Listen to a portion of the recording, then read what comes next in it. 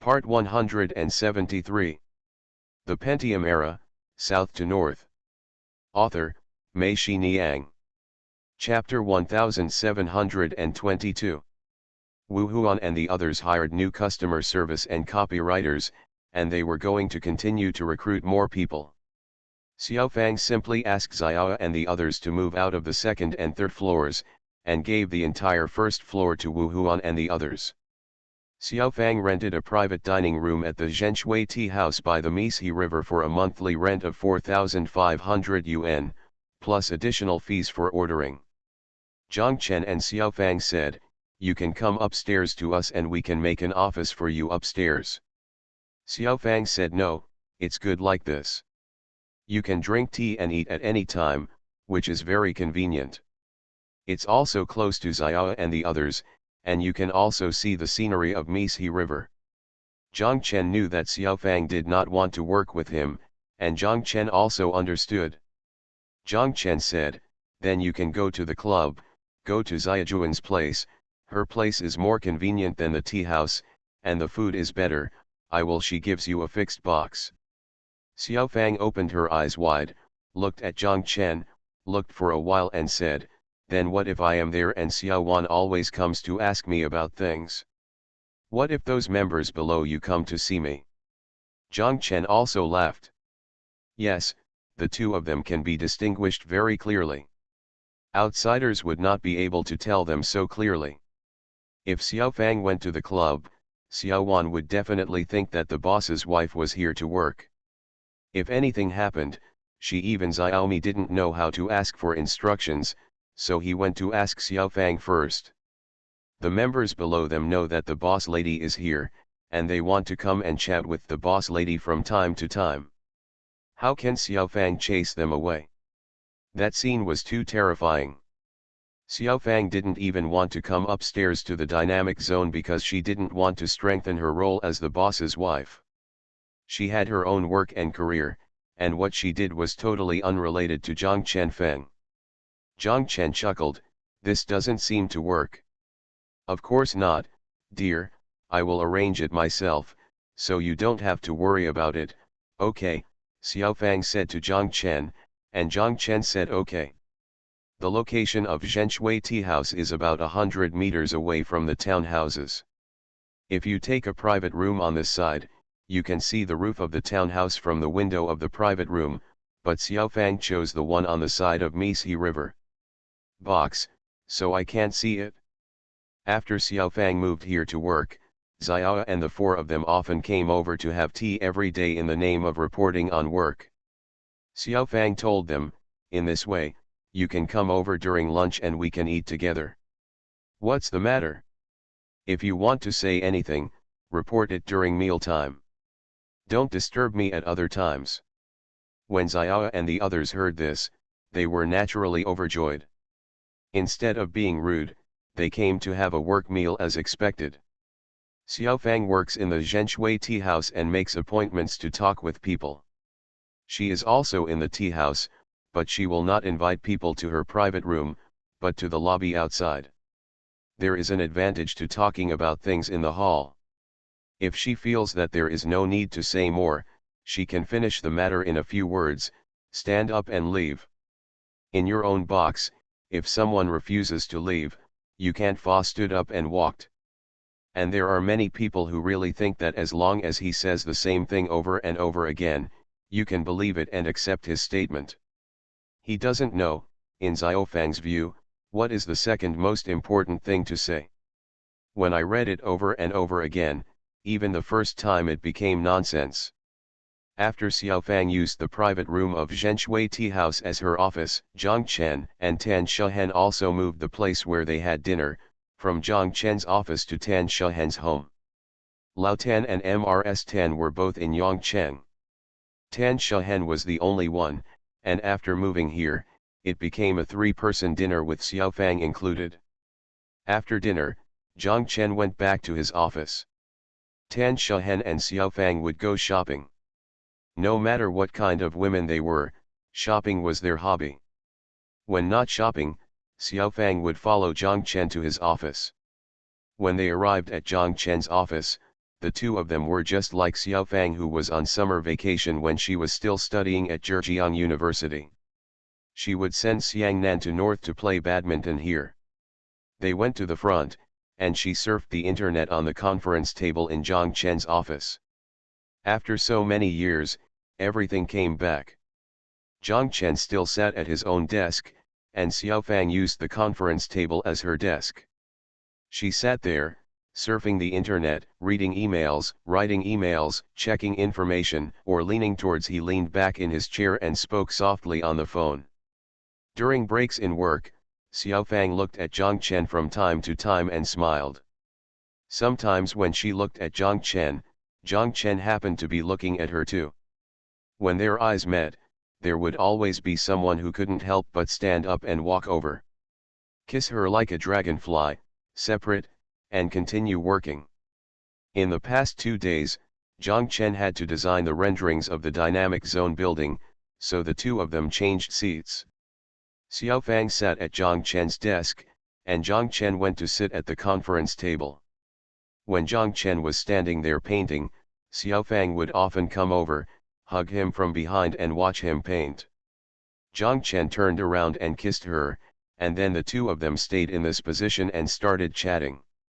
Zhang Chen asked, "How are Wu Huan and the others preparing?" "It's going very well. Internal testing tomorrow night." "What about promotion?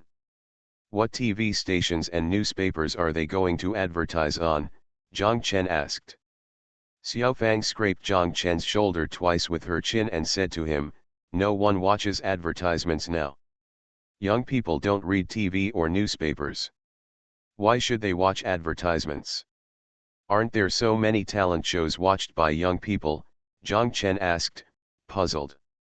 "Yes, but as long as there are commercials, they will definitely be either going to the toilet, browsing Weibo on their mobile phones, or writing comments online. After watching a talent show, they may remember all the faces, but if you ask, they have those advertisements, but they definitely don't know about them unless they name them," Xiaofang said. "So that's it? No wonder Lu Qing said that their station's advertising revenue and ratings have dropped sharply." Zhang Chen laughed. "If you don't advertise, how can you promote it? Advertising still needs to be done, but the form is different." Wenwen helped contact several celebrities. On the day when Ladies Street is launched on the 18th, they will introduce the website together on their Weibo and send links. By the way, Xiangnan's Weibo will also help with posting. She is a big V with tens of millions of fans. Zhang Chen smiled and said, "Wenwen is writing it anyway. By the way, dear, can you help me post it too? You are also a big V and a professional. You have more credibility than those celebrities," Xiaofang said. Because Zhang Chen often appears on TV and creates hot topics on the internet, his Weibo has more than 30 million fans. He knows that the professional Xiaofang refers to is his identity as a designer. Zhang Chen said, "I let Ji Ling and others do the same, they also have a lot of fans." Xiaofang nodded and said, "Sister Shuwen will also help promote it? She also has more than 10 million fans. When I didn't do this, I didn't think about it. I didn't expect that there are so many big VS around us. My dear, I tell you, don't be too petty. Look at this is a huge force, this is the right to speak, a few people can defeat a TV station, this is the time to give it a try." Zhang Chen nodded. "My dear, your 6th floor is the Tuxianjiayuan Hotel. With such a large flow of people, what should we do up and down?" Xiaofang asked, pointing to the painting painted by Zhang Chen. Zhang Chen said, "There are 4 sightseeing elevators at the front and rear that go directly to the 6th floor. The elevators and escalators in the dynamic zone can also be reached, but they stop at each level. At 8 o'clock in the evening on March 18th, it was the time when Women's Street was launched. Xiaofang and Xiao were all together with Wu Huan and others. Everyone except Xiaofang was very nervous. Only Xiaofang was not nervous and treated her for her. This is a small project. If it succeeds, the biggest gain for her is that her judgment is correct. If it fails, then you need to review the test and go back to check where you went wrong. For Xiao and the others, this is the first project that their team has started operating. Whether it succeeds or not is directly related to their team's weight in the company. Zhang Chen's office is very lively. Lin Shuwen, Tan Shuhen, Ji Yiling, Su Qiaxin, Xili, and Li Wei are sitting in a row around the conference table. Everyone is waiting for the Women's Street to go online at 8 o'clock, so I started promoting it on my Weibo. In the design center, the 24 designers are also preparing. At 8 o'clock, the Women's Street was officially launched. The women sitting in rows said wow, and the homepage of the Women's Street appeared on each of their computer screens. Xili shouted, "This website is more beautiful than Dabao.com. Dabao.com is an old man, and this is a little girl." Zhang Chen felt that Xili's evaluation was very accurate. Everyone started posting messages and links on Weibo. Zhang Chen also went back to his desk, sat down, and started posting messages and links. Soon, people liked and retweeted it. Zhang Chen looked up and saw that several people over there were browsing the Women's Street after sending out links. Zhang Chen said to them, "While you are shopping, post your feelings on Weibo. You can say whatever you want. Xili, what you said before about the old man and the little girl is fine. Don't let the heat go down. Say more." Xili and Ji Yiling raised an OK gesture. At 8:40 p.m., Lin Shuwen shouted, "It's stuck, brother, this website is stuck." Zhang Chen tried it, and sure enough, only a small part of the new web page he clicked was exposed and could not be opened. Zhang Chen quickly called Xiaofang, and Xiaofang said, "The computer is down. Too many people logged in." At 8:31, more than 63 million people logged in at the same time. "We are already thinking of a solution. The backup server is enabled." Throughout the night, Wu Yu and Sheng Chunyang seemed to be at war. Wu Huan's voice was hoarse. Everyone felt hot. He took off his coat, but it was still hot. He turned off the air conditioner and opened all the doors and windows. Wet, but they didn't feel it at all. At 12 o'clock, the number of people who landed began to decrease, and everyone had time to breathe a sigh of relief, slumped in their chairs, and looked at each other as if a century had passed. Tonight, the highest number of people logged in was more than 83.267 thousand, and more than 26 million people registered as members. Wu Huan looked at Xiaofang and started crying. Wu Yu and Sheng Chunyang's eyes also turned red. Xiaofang walked over, hugged Wu Huan, and patted Wu Yu and Sheng Chunyang on the shoulders. Xiaofang nodded towards Xiao. Xiao walked over and gave each person a big red envelope of 5,000 yuan. Xiao said to them, "This is an extra reward from our Fanghua company." Everyone smiled and shouted, "Thank you Xiao, thank you boss." Xiao walked back to Xiaofang. Xiaofang and Xiao said, "Tomorrow, you will move to the third floor and give them the second floor." Xiao said yes. "Thank you Lu and Zipanjiang1 for your monthly votes. Thanks for all the votes and reading. I wish you all a happy life." The Pentium Era, South to North. Author, Mei Shi Niang. Chapter 1723. Xiang Nan and the others left Yongcheng and headed north this time. They were going to participate in 2 activities in total, both of which were highlights. The first was to participate in the performance of the Ministry of Culture, which was the China Art Festival.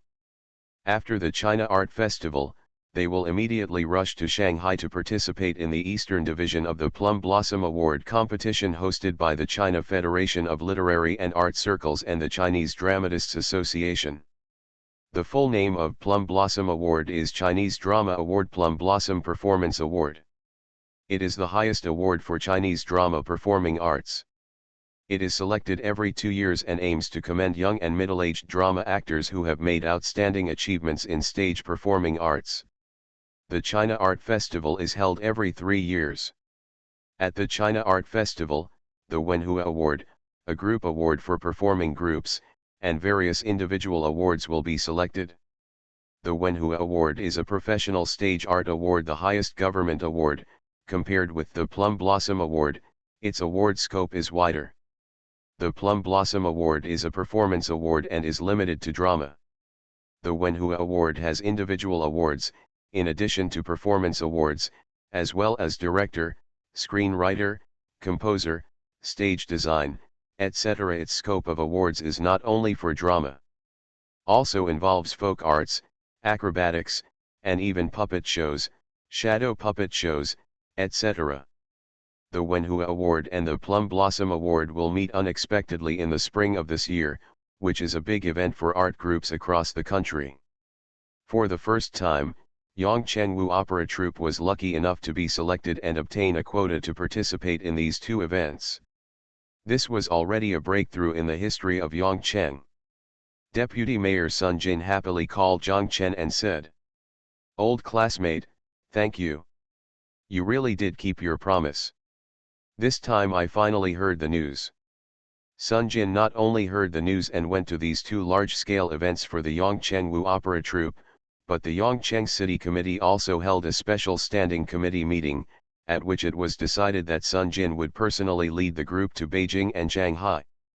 Xiangnan and the others went to Beijing, and with them was the dog-licking Xiahua. Xiahua was not an official member of the delegation, but when Sun Jin heard that he was the young boss of Fuban Financial Holdings, he was very interested. He was generously included in the official list of the delegation. Doesn't Fuban Financial Holdings sponsor Yongchengwu Opera Troupe to rehearse new plays every year? This time, Shakespeare and Tang Xianzhuo is due to their sponsorship, so of course they can attend the delegation. Xiahua went with them, and the most welcome ones were of course Yin Tao and Ding Yusong. Ding Yusong said, "As soon as Xiahua came, our treatment skyrocketed. Of course, everyone stayed in a hotel designated by the festival organizing committee. Other literary and artistic groups received meal coupons and ate working meals. Only they ordered their own meals, which made other literary and artistic groups look at them with suspicion. After eating for 2 days, Sun Jin quickly stopped her.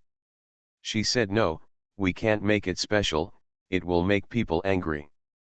Individual ordering has been cancelled, but Xiahua can't stop Xiahua from having takeaways delivered and taking them out for midnight snacks." Yin Tao said, "Xiahua, can we defeat you?" Xiahua smiled and said, "Okay, I'm here to serve you." When he said this, he glanced at Xiangnan. Xiangnan did not look at him. Instead, he closed his eyes and silently rehearsed the lines and singing in his mind. Xiangnan is still the same towards Xiahua. "I can't say I like him or hate him, but he has helped me a lot. He just follows me and doesn't show any other expression. What can you do to him? Besides, he is still the special commander of Captain Sunday. As a formal member of the group, it is natural to follow." Xiangnan thought to himself, "Just follow me." There is one thing that Xiangnan feels relieved about, which is also the reason why she doesn't hate Xiaohu. Xiangnan is not a fool. Of course she knows that Xiaohu likes her. But even when she followed Xiaohu to Taiwan, Xiaohu was always like this, polite and never disrespectful. There will be no excessive words or deeds, not even provocative behavior. This made Xiangnan feel safe and relaxed when she was with him. Today is their last performance, and the closing ceremony and award ceremony of the China Arts Festival will be held tomorrow. After that, they will leave for Shanghai to participate in the Eastern Division of the Plum Blossom Award competition. Rumors have spread that Yongchengwu Opera Troupe's Shakespeare and Tang Xianzhuo is very likely to win this Wenhua Award. Although there are 10 Wenhua Awards in total, it is just 10. It's also amazing. You have to know that there are thousands of professional performance groups across the country. 10 out of 1,000, isn't that an amazing achievement? And I heard that because they are a popular group in the Wenhua Awards, there will be many leaders and experts coming to watch their last performance tonight. Many of the experts are judges. Sun Jin warned everyone over and over again to focus on mentally, don't fail in your performance or fall short of your success. With 10 minutes left before the performance, Sun Jin quietly said to Teacher Wu, "No, no, no, Teacher Wu, I'm too nervous. I can't sit in the audience and look at the expressions of the experts." Teacher Wu said, "You can go back to the hotel and rest. I will keep an eye on this place." Sun Jin patted Teacher Wu on the shoulder and said, "Okay, please, Teacher Wu." Teacher Wu, Xiang Nan, and the others said, "Let's go back to the hotel." When Yin Tao and the others heard this, they all breathed a sigh of relief and exclaimed, "Great, I wasn't too nervous before, but when Mayor Sun said it, I became nervous." Xiang Nan scolded, "You're worthless, why should you be nervous? You've already performed so many times." "Oh my God, Mayor Sun asked us to concentrate and not fall short. The more she talks, the more I feel like I'm going to collapse." "Aren't you nervous, Xiangnan?" Yin Tao shouted. Xiang Nan clapped his hands, called everyone together, and said to them, "Today is the last show. Everyone will perform the same as the previous 5 shows. We have done a good job in the past. Don't worry about who is sitting below today, and don't think about tomorrow. Do you understand?" Everyone lowered their heads and said nothing, but their hearts were still pounding. Xiang Nan said, "If you really want to think about it, just think that today is the last show. After the performance, we will be relieved and can go to Gaija Street for supper. You can eat as late as you want today, Xiaohuo, right?" Xiaohuo said yes, everyone can eat whatever they want, even a lobster per person. "You're so stingy, and after traveling such a long way, you treat each of us to a spicy crayfish," Xiang Nan teased him. "Big, big, big," Xiaohuo said quickly, "big lobsters, weighing more than 1 pound or 2, we will choose the biggest ones to eat. We will finish all the lobsters in Gaija today." Xiang Nan agreed, "After this performance, we will eat lobsters as apples. Do you agree?"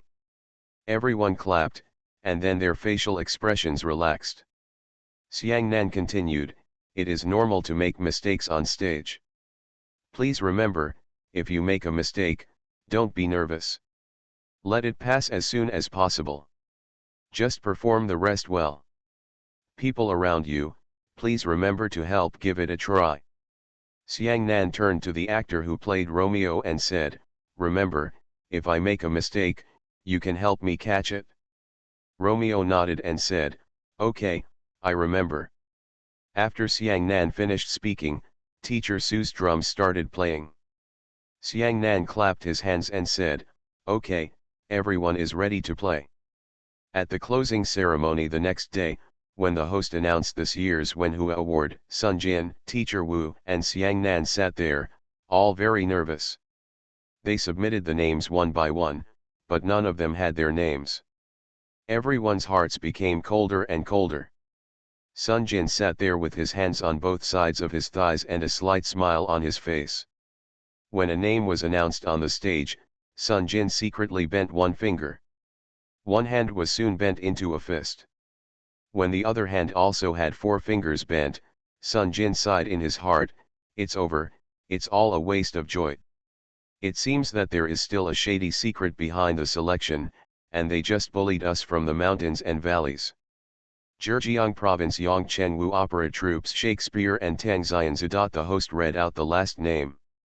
"Oh," everyone cheered, and Sun Jin's hand, which had been bent into 2 fists, suddenly waved, knocking off the reading glasses of Teacher Wu sitting next to him. "I'm sorry, Teacher Wu," Sun Jin quickly said to Teacher Wu. Teacher Wu laughed loudly, "It doesn't matter, it's worth knocking off 10 pairs." Sun Jin remembered and asked, "Teacher Wu, did I hit you?" Teacher Wu continued to smile, "Even if you slap me, I won't know it hurts." Sun Jin also laughed. When it was time to go on stage to receive the award, Sun Jin and Teacher Wu declined each other, but Xiang Nan said, "This is the group award, Captain Sun, of course it is you who will receive the award. After returning with the trophy and certificate, everyone here is still excitedly passing the trophy and certificate. The most important single award Wenhua Performance Award has begun to be announced on the stage. The first one is Shakespeare and Tang Xianzhu Feng Xiangnan. Everyone looked at each other, wondering if they heard it wrong. Sun Jin said, I heard it sounds like Xiangnan. Xiang Nan said, no way. Someone from another group in the back row said, it's you, Feng Xiangnan from Shakespeare and Tang Xianzhu. Only then did Xiang Nan laugh. When Xiang Nan came back with the trophy and certificate with a smile, everyone congratulated her, and Xiao Hu also said, congratulations, Xiang Nan. Xiang Nan made a face at him. Next, the Wenhua Arranger Award was awarded. The host announced a name, which shocked Sun Jin and others. Shakespeare and Tang Xianzhu Ding Yusong.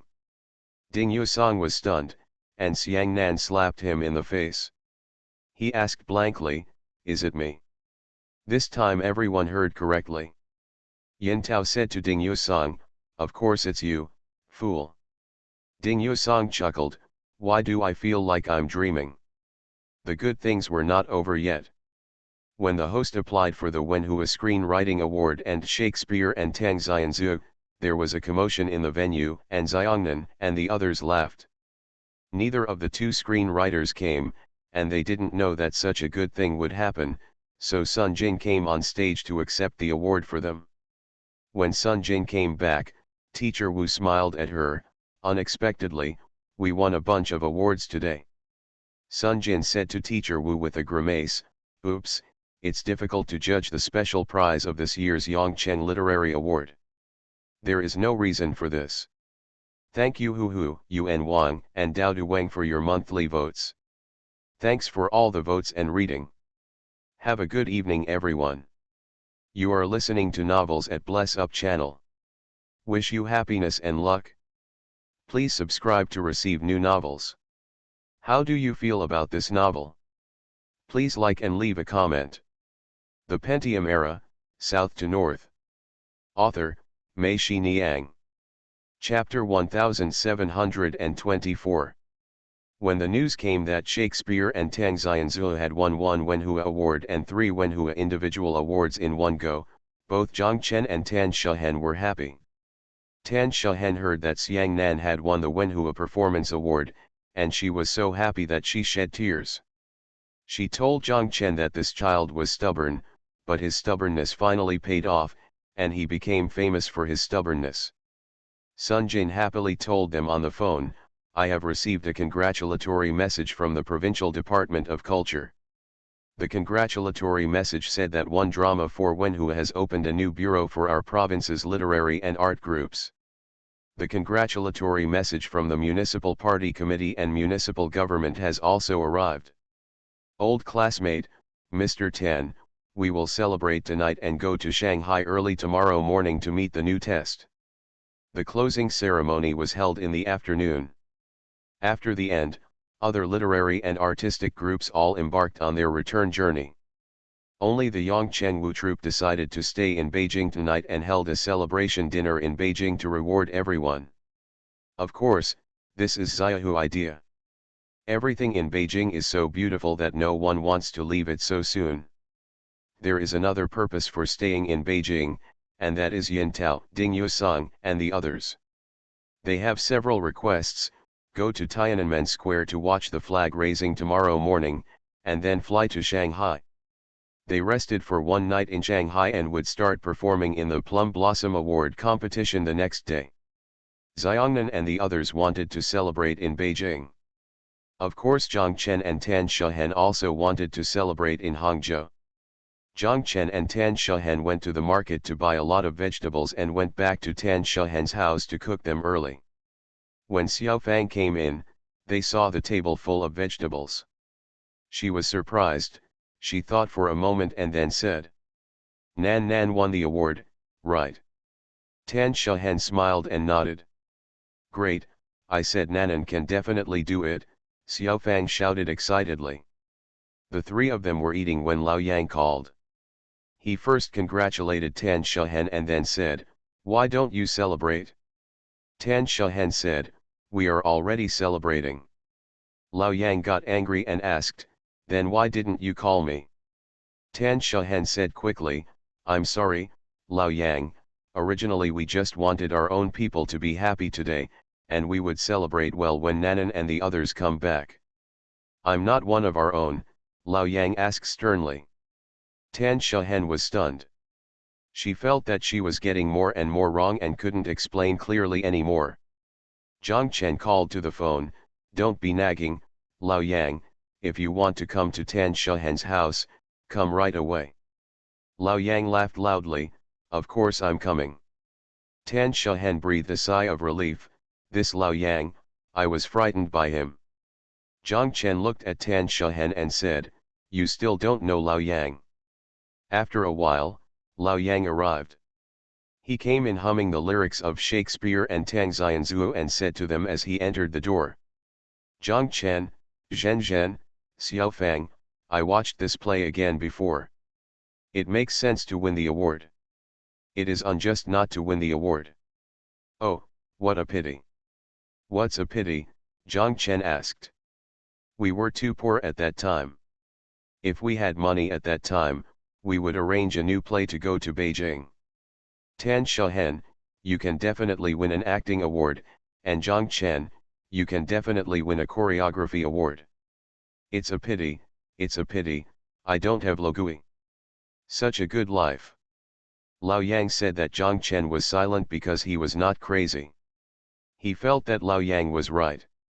If he had the money to rehearse new plays and participate in performances from the Ministry of Culture, he would really have the ability to win the Dance Beauty Award, and Tan Shahen, fully capable of winning performance awards.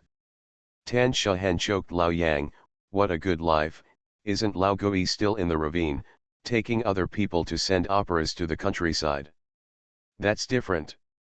Even if the person didn't arrive, I would still be happy to receive the call. What's more, Nan Nan won the award." "Zhang Chen, don't you think so?" Zhang Chen nodded repeatedly. Sun Jin and the others arrived in Shanghai. Sun Jin called Zhang Chen and told him that the Shanghai premiere would be tomorrow night. The secretary and mayor would both come from Yongcheng.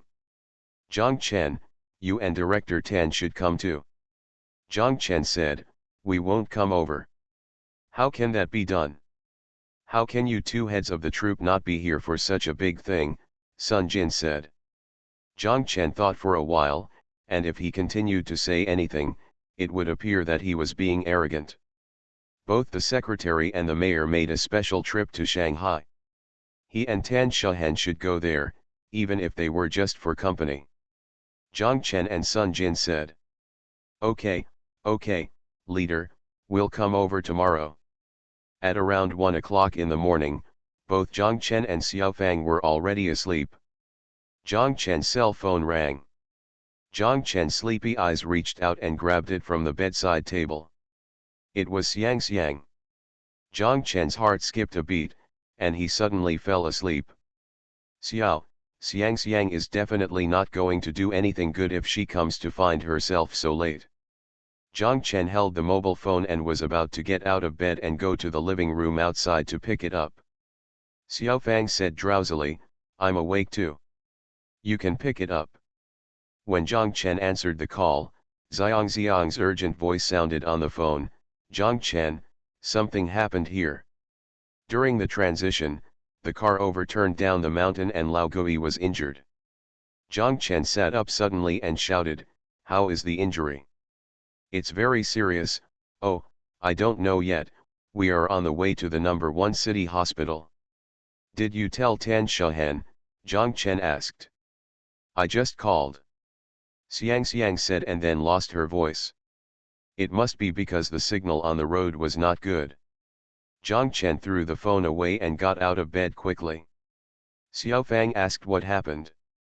Zhang Chen said, "I have to go to Yongcheng right away. The troops' car overturned and Xiangnan's father was injured." Xiao Fang quickly prepared to get up and shouted, "I'll go with you."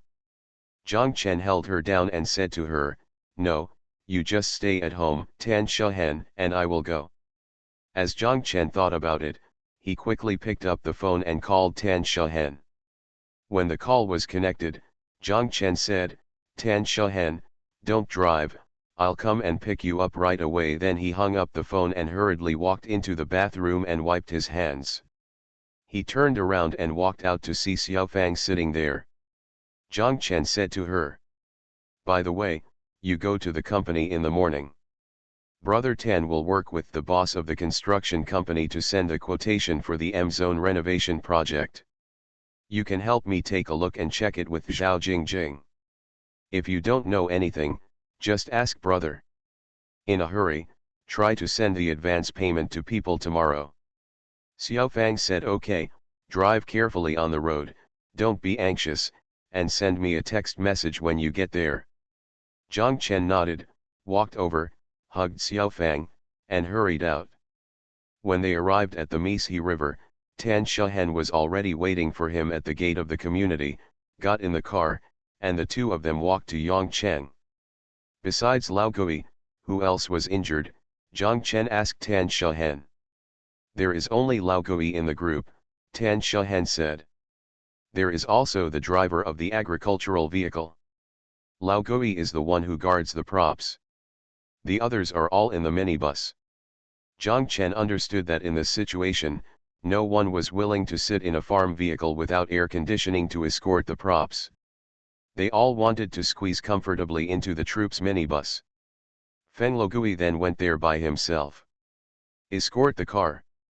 Yongcheng is in the mountainous area of western Zhejiang. When they send plays to the countryside, the villages and villages below have to climb mountains to get from one place to another. This is a common thing for them, but they are generally it would be too unsafe to switch shows at night, not to mention that sending a play to the countryside is not a commercial tour, so the time is not so tight. Why are you in such a hurry? There will be enough time to change places tomorrow during the day, Zhang Chen said. Tan Shahen sighed, tomorrow there will be an inspection team coming to the village to inspect the construction of a beautiful countryside. I hope that the troupe can perform at noon tomorrow when the inspection team comes to the village. Logui agreed, and it was time to change the show at the end of the evening. Zhang Chen sighed. Zhang Chen and Tan Shahen rushed to Yongcheng First People's Hospital and parked their cars. Before they arrived at the emergency building, their hearts sank. They heard someone crying in the emergency building. The two people ran into the hospital lobby and saw 4 or 5 people sitting on chairs crying. They didn't recognize any of them. The two people breathed a sigh of relief. At this moment, someone shouted, Zhang Chen! Zhen Zhen! Zhang Chen and Tan Shahen turned around and saw in the dim light of the hall, people from the troupe were sitting in a row opposite, and there were many people standing, who called them Xiang Xiang.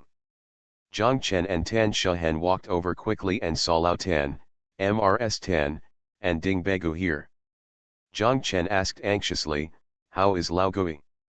Many people shook their heads together, and Ding Begu said, still giving first aid, we are all waiting. Xiang Xiang told them in a low voice that the opposite side was the home of the agricultural vehicle driver, and that the person who arrived here was already dead. Zhang Chen's relaxed mood became heavy again, and he asked, where did the accident happen?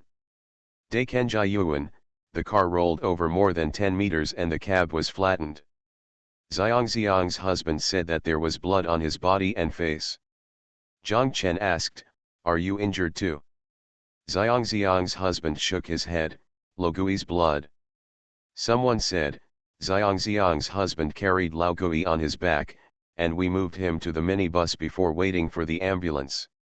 Dekenjayuan is located at the junction of Yongcheng City and Lanzhou County. It is a famous bamboo town.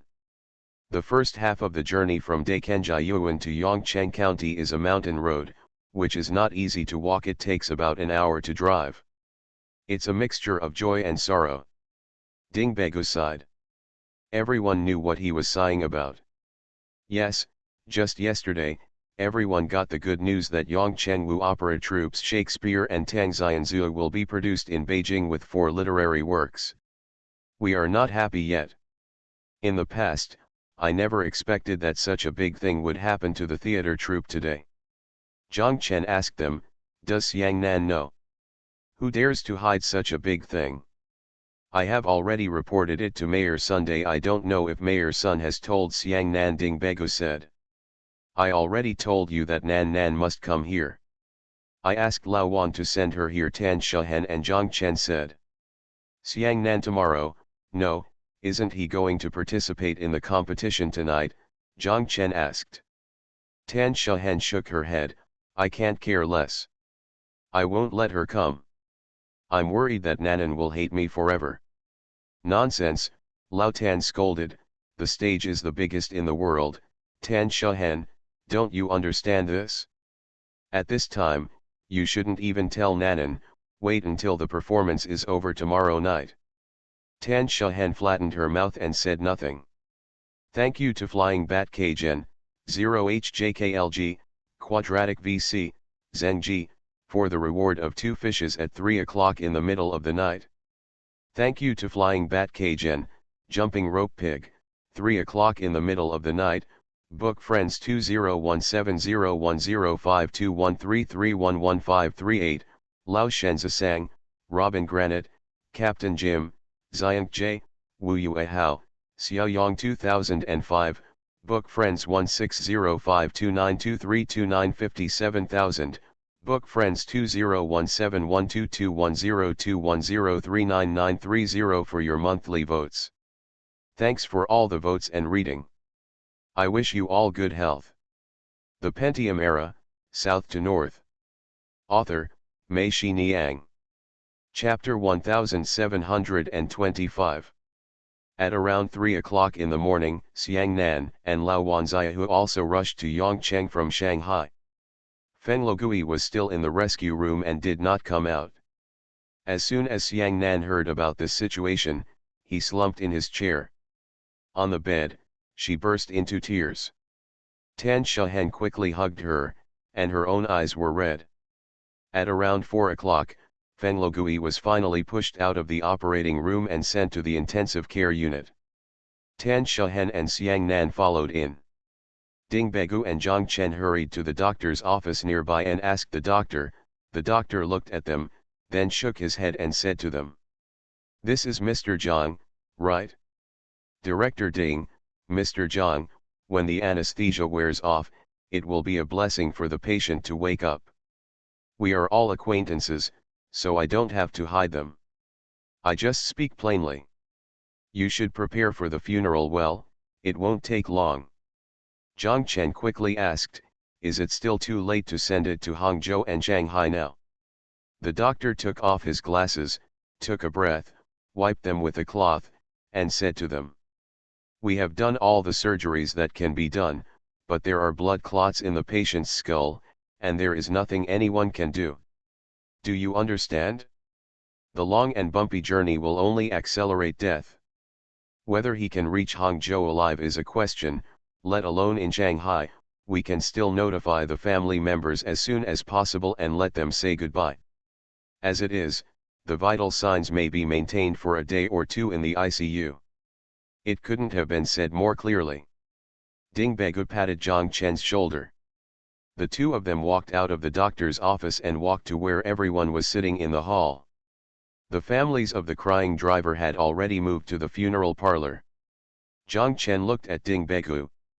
"Let me tell everyone that you should go back first. Lao Gui's surgery has been completed.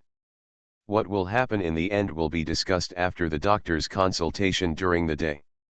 After everyone heard what Zhang Chen said, they all breathed a sigh of relief, stood up and left. Zhang Chen asked Lao Wan and Xiao Hu to send Lao Tan and Mrs. Tan back, and then go to Huanglong Moonbay Hotel to stay and get a room for himself. He guessed that I can't go back for a day or two. Zhang Chen and Ding Begu said, "I will go to the intensive care unit to guard it. Tan Shahen and her daughter alone will definitely not be able to do it." Ding Begu nodded and said to Zhang Chen, "If anything happens, call me." Zhang Chen said yes. "Let's go, I'll take you there, and I'll also take a look at Lao Gui," Ding Begu said. The two people walked over and reached the door of the intensive care unit. The nurse stopped them and refused to let them in. Dingbegu got angry and shouted, "Call your dean and see if we can go in." The doctor in the next office heard the noise and came out. When he saw it was them, he told the nurse, "Let them in." The nurse pursed her lips, but still let them in. Feng Logui was on the hospital bed with a tube inserted and was still in a coma. Tan Shahen and Xiang Nan were sitting by the bed. Tan Shahen's eyes were red, and Xiang Nan was holding Tan Shahen in her arms and sobbing softly. Zhang Chen and Ding Begu stared at Feng Logui on the hospital bed, and they sighed in unison. Zhang Chen and Ding Begu said, "You should go back too, leader, I'm here." Ding Begu said yes. He walked over, patted Tan Shahen and Xiang Nan on the shoulders, and then made a phone call gesture with Zhang Chen. Zhang Chen nodded, and Ding Begu left. Zhang Chen sat down on the other side of the hospital bed and looked at Feng Logui. Feng Logui's breathing was fairly even. Zhang Chen, Tan Shahen, and Xiang Nan were sitting there. None of them spoke and didn't know what to say. The entire intensive care unit was quiet, except for the slight sizzling sound of the electrocardiogram, ventilator, and intracranial pressure monitoring equipment that monitored Feng Logui. Occasionally, you could hear the nurse on duty packing away the equipment. The utensils made one or two crisp knocking sounds when they hit the white enamel plate. The sky outside gradually began to get brighter, and Zhang Chen breathed a sigh of relief. He felt that if Feng Logui survived the night, there was still hope. Aren't people only leaving at night? Now that the night has passed, dawn is about to come. Arrival. Dad, Dad, Xiang Nan shouted, squatting in front of the hospital bed and holding Feng Logui's hand. Feng Logui frowned, opened his eyes, and smiled reluctantly when he saw them. The nurse came over to take a look and said, "The anesthesia is over. Let the patient have a good rest and don't talk too much." Zhang Chen and Tan Shahen nodded quickly, but they couldn't hold it back. Zhang Chen shouted, "Logui, Logui, how are you?" Feng Logui shook his head and called Xiang Nan again. Feng Logui looked at her and said with difficulty, "Nan Nan, why are you here, acting, performing, competing?" Xiang Nan kept shaking his head and shouting, "Dad, you need to get better." Feng Logui nodded slightly and closed his eyes. After a while, he opened his eyes again and stared at Tan Shahen for a while, then said in a weak voice, "Zhen Zhen." Tan Shahen took a step closer, bent down, and approached Feng Logui. Feng Logui said intermittently, "Talk to Nanan, talk to Zhen Zhen, talk to Nanan." Tan Shahen shook her head. Feng Logui wanted to say something else, but couldn't and closed his eyes. The nurse came over again and said to them impatiently, "Let the patient rest, just leave one of you here." Tan Shahen and Zhang Chen said, "Zhang Chen, you go and have a rest. Nanan and I are here." Zhang Chen looked at his watch. It was already 6 o'clock. He looked at Feng Logui again. His eyes were closed. He didn't know whether he was asleep or unconscious. Fortunately, his breathing was still even. Zhang Chen expected that the next day would be a difficult day for Feng Logui. One of him and Tan Shahen would always be by his side to hear what else he had to explain. Zhang Chen agreed, "I'll go to the hotel and take a nap, and I'll come back to replace you around 8 o'clock. Tan Shahen shook her head and said, "Come back at noon. If anything happens, I will call you." Zhang Chen nodded, walked over, touched Xiang Nan's head, and said to her, "Stay with Daddy." Xiang Nan nodded. Zhang Chen left the hospital and drove to Huanglong Moonbay Hotel. Lao Wan and the others had already booked a room for him, and the key was left at the front desk. Zhang Chen went upstairs and entered the room. He fell on the bed and fell asleep without even taking off his clothes. It was already past 9 o'clock when Zhang Chen woke up. He quickly took out his cell phone and looked at it. Except for a missed call from Xiao Fang, there was no call from Tan Shahen. Zhang Chen breathed a sigh of relief. It seemed that when he fell asleep, he expensive but not dangerous. When Zhang Chen called back, Xiao Fang said, "I'm already at the office. Brother Tan and the others are on the way. How is Nan Nan's father?" Zhang Chen sighed, "The doctor told us that we can't survive. It's just a day or two. I was in the hotel.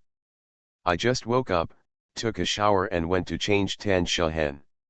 She and Xiangnan are in the hospital."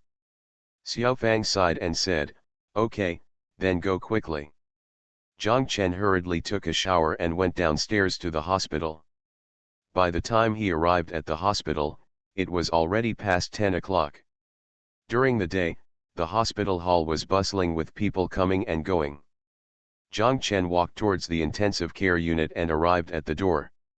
Seeing Lao Tan and Ding Begu standing here, Zhang Chen looked inside through the glass and saw that Tan Shahen was the only one sitting there. Zhang Chen asked, "Where is Xiangnan?" Going to Shanghai. Ding Begu was afraid that Zhang Chen thought he was forcing Xiangnan to go back to Shanghai, so he quickly explained, "After you left, Lao Gui sobered up again. He must go back to Shanghai in the south." Xiangnan promised him. Lao Tan sighed, "Lao Gui is also an actor. How come he doesn't know the importance of the performance? This is going to be ruined. It's not Nan Nan's fault, it's the whole group's fault. What's more, he just won the Wenhua Award. The impact is too great. Big." Zhang Chen didn't want to hear what they said, so he asked, "How is Lao Gui?" "When he sobers up and becomes confused, I have already asked the driver to go to the countryside to pick up his parents," Ding Begu said. "I'll go in and change Tan Shahan," Zhang Chen said to Ding Begu and Lao Tan, both of whom patted him on the back. In the afternoon, Feng Logui's parents arrived. The two old people were in the ward, almost fainting from crying. Zhang Chen asked Xiang and her husband to take them to a hotel to rest. Xiao Wu and Lao Yang also rushed over from Hangzhou. As soon as it got dark outside, Feng Logui's condition began to deteriorate. At about 7 o'clock in the evening, the electroencephalogram was flat, and the doctor declared that Feng Logui was brain dead. At about 8 o'clock, spontaneous breathing stopped and his arteries the pressure dropped sharply, and at around 9 o'clock, Feng Logui's heart also stopped beating. The doctor pronounced the time of death to be 9:18. Tan Shahen said to Zhang Chen with red eyes, "Nan Nan is still on stage." Zhang Chen nodded. Zhang Chen invited Tan Shahen out first. He and Xiao Wu helped the nurse clean up and change clothes for Feng Logui. While Zhang Chen was doing all this, he couldn't help but feel sad. How long has it been? I will experience such a thing again. After changing clothes, wearing red shrouds, hats and quilts, and tying them up, Tan Shahen supported Feng Logui's mother, Xiang's husband supported Feng Logui's father and came in. Other people in the troupe also poured in. Intensive care unit. There was a lot of crying inside. Zhang Chen walked out and walked outside to the garden. He looked up at the sky. There were stars in the sky tonight, and the March wind blew on his face, which was warm. "Logui, Logui, go away," Zhang Chen screamed in his heart, his eyes blurred. The funeral home's car came and took Feng Logui to the funeral home. Xiao Wu, Xiang's husband, and 7 or 8 others crowded into a car and followed the funeral home's car. Zhang Chen and Tan Shahen stood there, unaware of them. "What to do? I don't know what I should do next." Lao Yang came over and said to them, "Let's go." Zhang Chen asked, "Where to go?" "Funeral parlor," Lao Yang said. Zhang Chen was confused and asked, "Can I still go to the funeral parlor at night?" Lao Yang became even more confused and said, "Don't we all have to go to the funeral parlor?" After Lao Yang told them, Zhang Chen found out that the funeral parlor here was different from that in Shanghai. The funeral parlor here had a mourning hall. Feng Logui's body would be placed in the freezer of the mourning hall, and relatives and friends would also need to keep vigil until the cremation. When Zhang Chen, Tan Shahen, and Lao Yang got into the car and drove toward the funeral home. Thank you to Evergreen Yan Dottie and Guandian Electrical for your monthly votes. Thanks for all the votes and reading. Happy Sunday everyone. The Pentium Era, South to North. Author, Mei Shi Niang. Chapter 1726. Yongcheng Funeral Home is located in a mountain col south of Baisha Bridge, next to National Highway 320. To go to the funeral home, you have to turn into a fork in the 320 National Highway. Lao Yang and Tan Shahen were talking in the car without paying attention. Zhang Chen was not familiar with this area. After crossing the Baisha Bridge, he kept driving forward and waited until Lao Yang came back. When he came to his senses, Zhang Chen had already been driving along National Highway 320 for 7 or 8 minutes. U-turn, U-turn, U-turn in front, Lao Yang scolded. Zhang Chen, you are from Yongcheng, you don't even know about the funeral parlor. Zhang Chen scolded back, why should I know this? I only know about crematoriums, not funeral parlors. The old crematorium in Yongcheng is at the entrance to Yongcheng, and it is also on a hillside beside National Highway 320. You can see the tall chimney of the crematorium when entering Yongcheng or Hangzhou. People in Yongcheng can see the crematorium. Chimney, you know you are going home or leaving Yongcheng. At that time, no one called the crematorium a funeral parlor. After the move, the crematorium became a funeral parlor. The name of the crematorium seems to have been cremated by itself. He drove to the intersection ahead and turned around. Zhang Chen slowed down and looked back. Lao Yang said, drive faster and enter the intersection ahead. At this time, Zhang Chen also saw the road sign for the funeral parlor and drove to the right.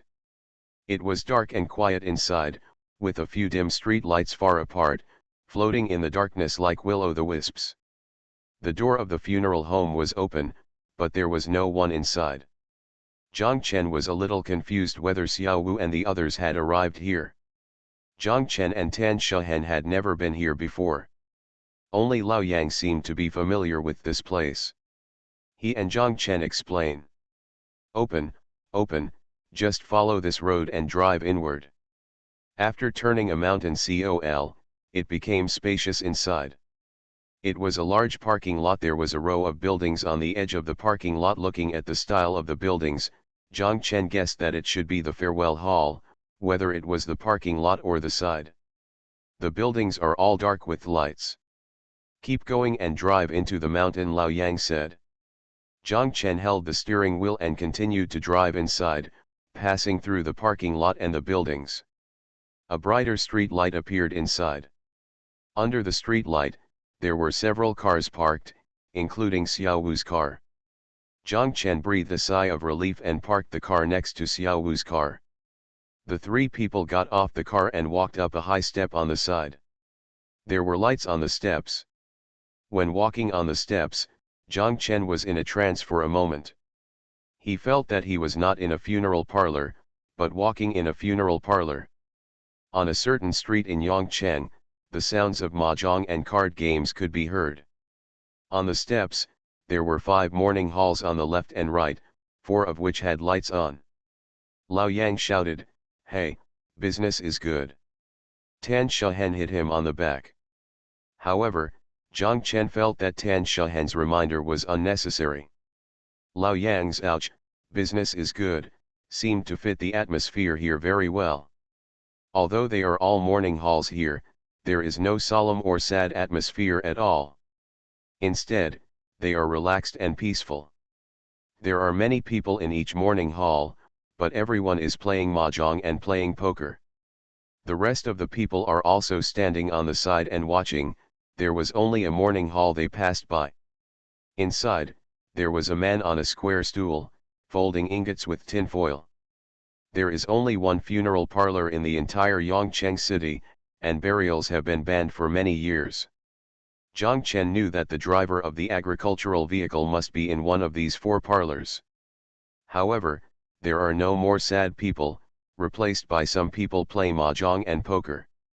Looking at the people in the outer rooms, one could see through the open door that none of the three of them recognized each other. They were definitely not Feng Luogui's morning hall.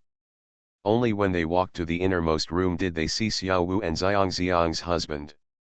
I walked in and saw that the morning hall had been decorated in such a short period of 10 minutes. The entire morning hall is divided into two. In the direct half, there is a coffin-shaped plexiglass cabinet. There is electricity under the cabinet, making air conditioning buzzing. Feng Luogui has already lying peacefully in a plexiglass coffin. There was a picture of Feng Luogui hanging on the wall above the head of the coffin. It seemed that he had been prepared for it a long time ago. On the head of the coffin, behind Feng Luogui's feet, was a bowl filled with mountains of compacted rice, with a peeled egg embedded in the top of the rice. 1 meter away from the coffin, facing the coffin, is an incense niche. There are 3 long incense sticks in the incense burner inside. The candlesticks on both sides are burning a pair of red candles. The biggest responsibility of the person keeping watch is not to let the coffin burn. The incense burnt out and the candle went out. On the side of the incense niche is a fireplace, where people burn gold and silver foil and folded gold and silver ingots. The other side of the morning hall is divided into two. The inner half is a room with 2 beds for sleeping. The other half is like a living room with a bathroom, a square table, chairs, and stools. This is for the people who keep watch. It is used for playing cards, playing mahjong, eating late-night snacks and folding gold and silver ingots. When Tan Shehen came all the way, she felt a little sad in her heart. When she got here, she looked at the funny-looking Feng Luogui in the plexiglass coffin wearing a shroud and hat and a red quilt. Tan Shehen gave Tan Shehen a very funny look. It was an unreal feeling. She felt that this Feng Luogui did not look like Feng Luogui in real life, but more like the one on the stage. Looking at him, Tan Shehen didn't know why, but suddenly she didn't feel sad anymore. She quickly scolded herself, "Bah, bah, bah." When Xiang Xiang's husband saw them coming in, he shouted, "Send incense, send incense." The 3 people walked over and each took out 3 incense sticks from a basket. Lao Yang came first and lit the incense on the burning candle. Then, holding the incense in his hand, he turned around and bowed to Feng Luogui, and put the incense there. On a bowl of rice, the rice is already covered with incense, like a hedgehog. Zhang Chen and Tan Shehen followed suit, lighting incense, turning around, bowing, and finally putting the incense on the rice. While holding the incense and saying goodbye, Tan Shehen thought that although Lao Gui looked like a person on the stage, they had performed so many rivalry scenes together in the past, and it would never be possible again in the future.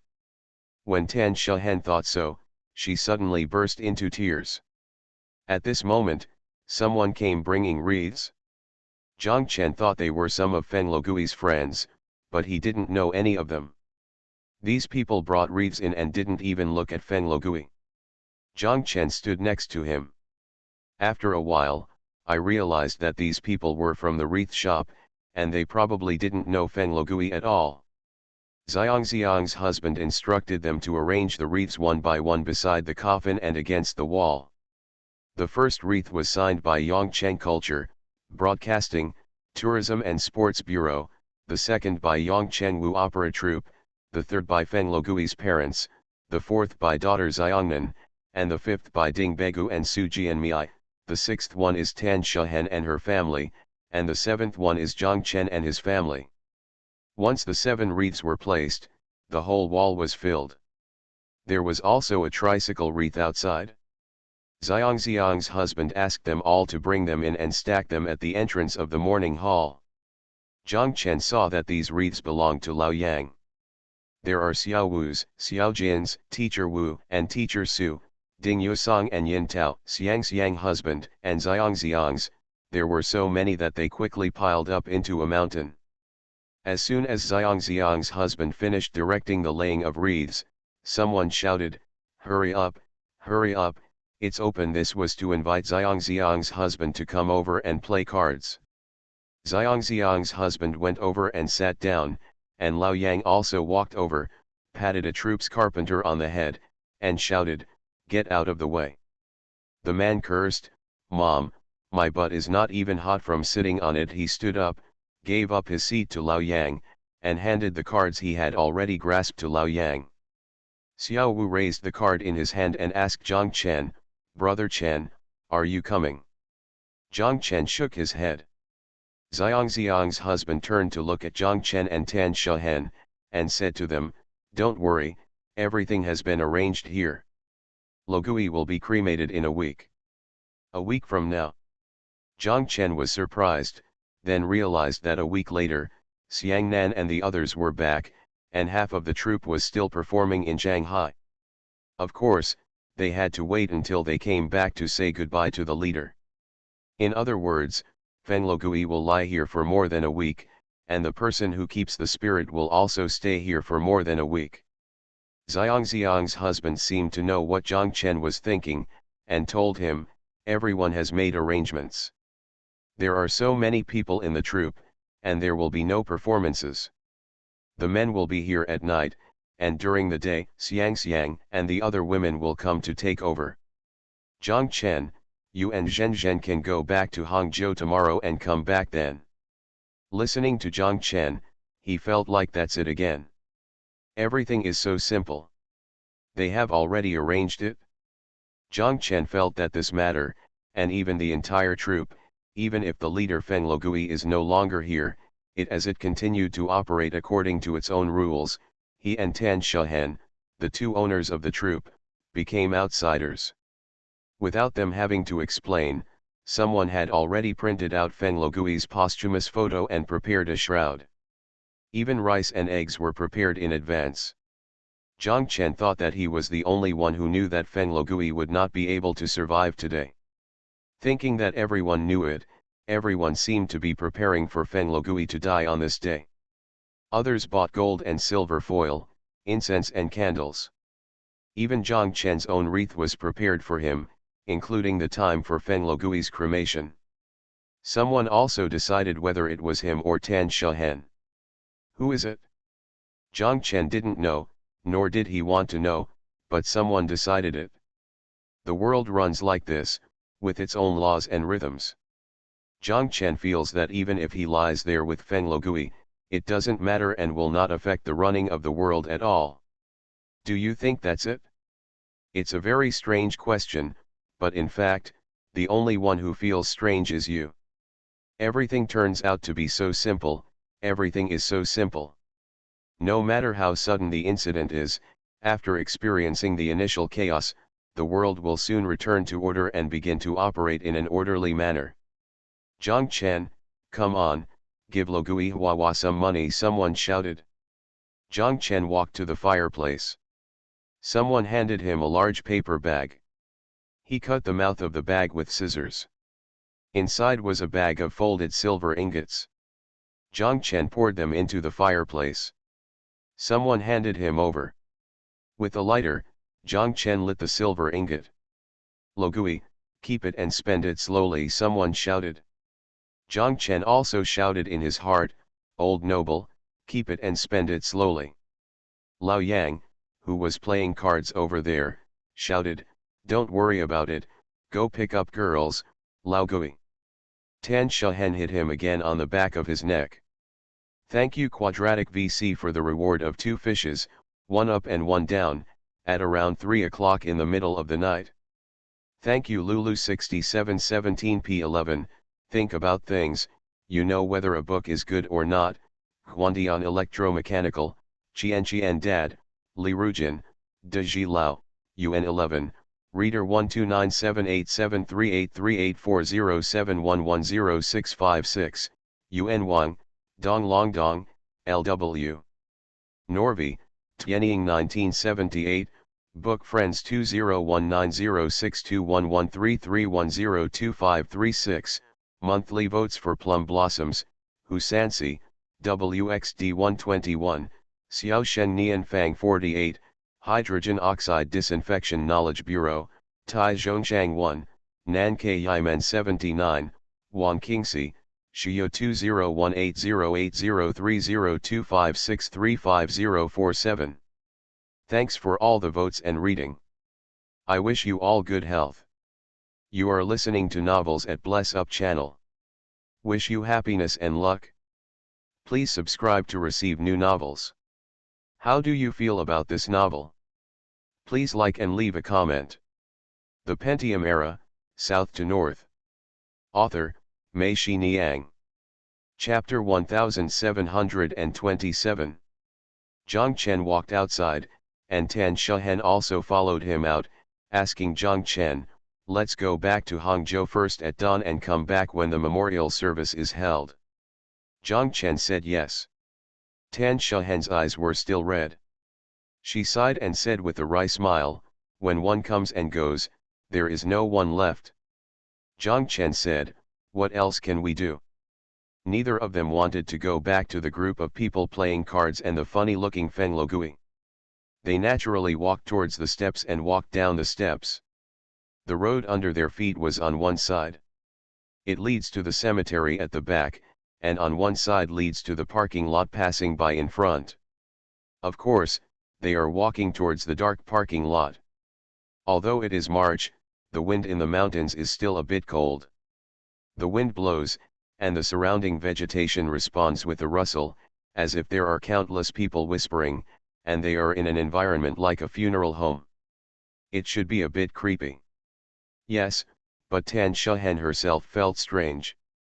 She was very calm and not afraid at all. It's like the road in this funeral home, like the promenade by the Meisi River. It was probably because he had just come face to face with Feng Logui's body at such a close distance. Since he was so close to death, there was nothing to be afraid of, and there was Zhang Chen beside him. The two people walked around the parking lot in silence, as if they didn't want to go back to the noisy morning hall, so they sat down on the terrazzo chairs next to the parking lot. Zhang Chen took out a cigarette and asked Tan Shehen, "Do you want it?" "No," Tan Shehen said, "when have you ever seen me smoke?" Zhang Chen smiled, "I thought today was different." "I also thought that today would be different. As a result, I was so calm that I felt a little scary." "Zhang Chen, do you think I am a ruthless person?" Tan Shehen asked. Zhang Chen shook his head and said, "No, I just accept everything. I am the same way. First it was Xiao Zhao, then Meng Ping, and now Lao Gui. I think I am getting more and more used to this kind of thing, and I don't even have the ability to resist. By the way, do you know what Li Yong said when he came to see Meng Ping?" "What did you say?" "He said that when he saw the people around him leaving one by one, he felt old." Tan Shehen sighed, "I am really old. How can I experience this if I am not old? When I was a child who played with us in the neighborhood died and drowned while swimming. It seemed that the incident passed in the blink of an eye. Everyone should have fun. You should just smile and don't care at all, as if this person has never been there before." "What now?" "I still feel a little emotional. After all, we have known each other and been together for so long. There are many things that cannot be erased. It is not like when I was a child." Zhang Chen was right. When Xiao Zhao was away, I thought it was impossible for a long time. I just felt that she was still there. I would bump into her when I went upstairs. I could just call her at any time. Sometimes I fell asleep at night. In the dream, I felt like she was still lying next to me, hugging me. This slowly disappeared after a long time." Tan Shehen listened and was silent.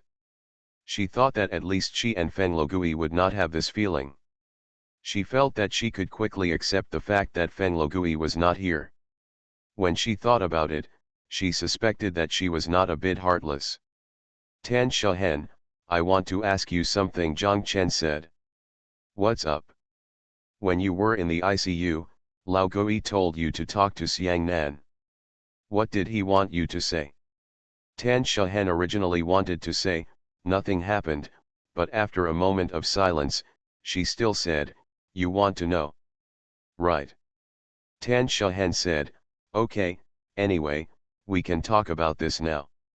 Let me tell you, Nanan is the daughter of the Pole. Zhang Chen stood up, looked at Tan Shahan and asked, what did you say? What the You are not a Pole, why are you reacting so loudly? Tan Shahan looked at Zhang Chen, I repeat, Nanan is the Pole's daughter, is that enough? I'll go, this, it's too unexpected, Tan Shahan, does Logui know? Zhang Chen asked. Of course, otherwise, why do you think I would marry him? Tan Shahan said, this is what Lao Gui wants me to tell Nanan. He probably knows that Nan will not accept it at once and will not believe it. He can prove it while he is still alive, but I don't want Lao Gui to. As for Nanan, he is a qualified father. Why should I tell Nanan to just let a daughter give her father a good gift? No, Tan Shahan, how is this possible? Are you saying that you were pregnant when we left? Zhang Chen asked. After you left, I found out that I was pregnant, Tan Shahan said. But if this is the case, the time doesn't match up, does it? Tan Shahan asked. Then if I tell you that Nan's actual age is 5 months older than she is now, is that okay? Does the time match up? Zhang Chen sat down and said, no, Tan Shahan, this matter is too complicated, I don't have enough humming brain, you have to explain it clearly to me. Tan Shahan and Zhang Chen said, feeling a little excited, okay, Zhang Chen, I have told you that Lao Gui is no longer here, so I can tell you. These things are weighing on my heart, and I still have to look at your eyes. Hush, don't say it, Zhang Chen, I know that in your eyes, I am like Panjinlian, I am the one who is sorry for the Pole, right? Don't say it, Zhang Chen, I know you are good to me, but in your heart, in Xiao's heart, in each of your hearts, you will think so. This is normal.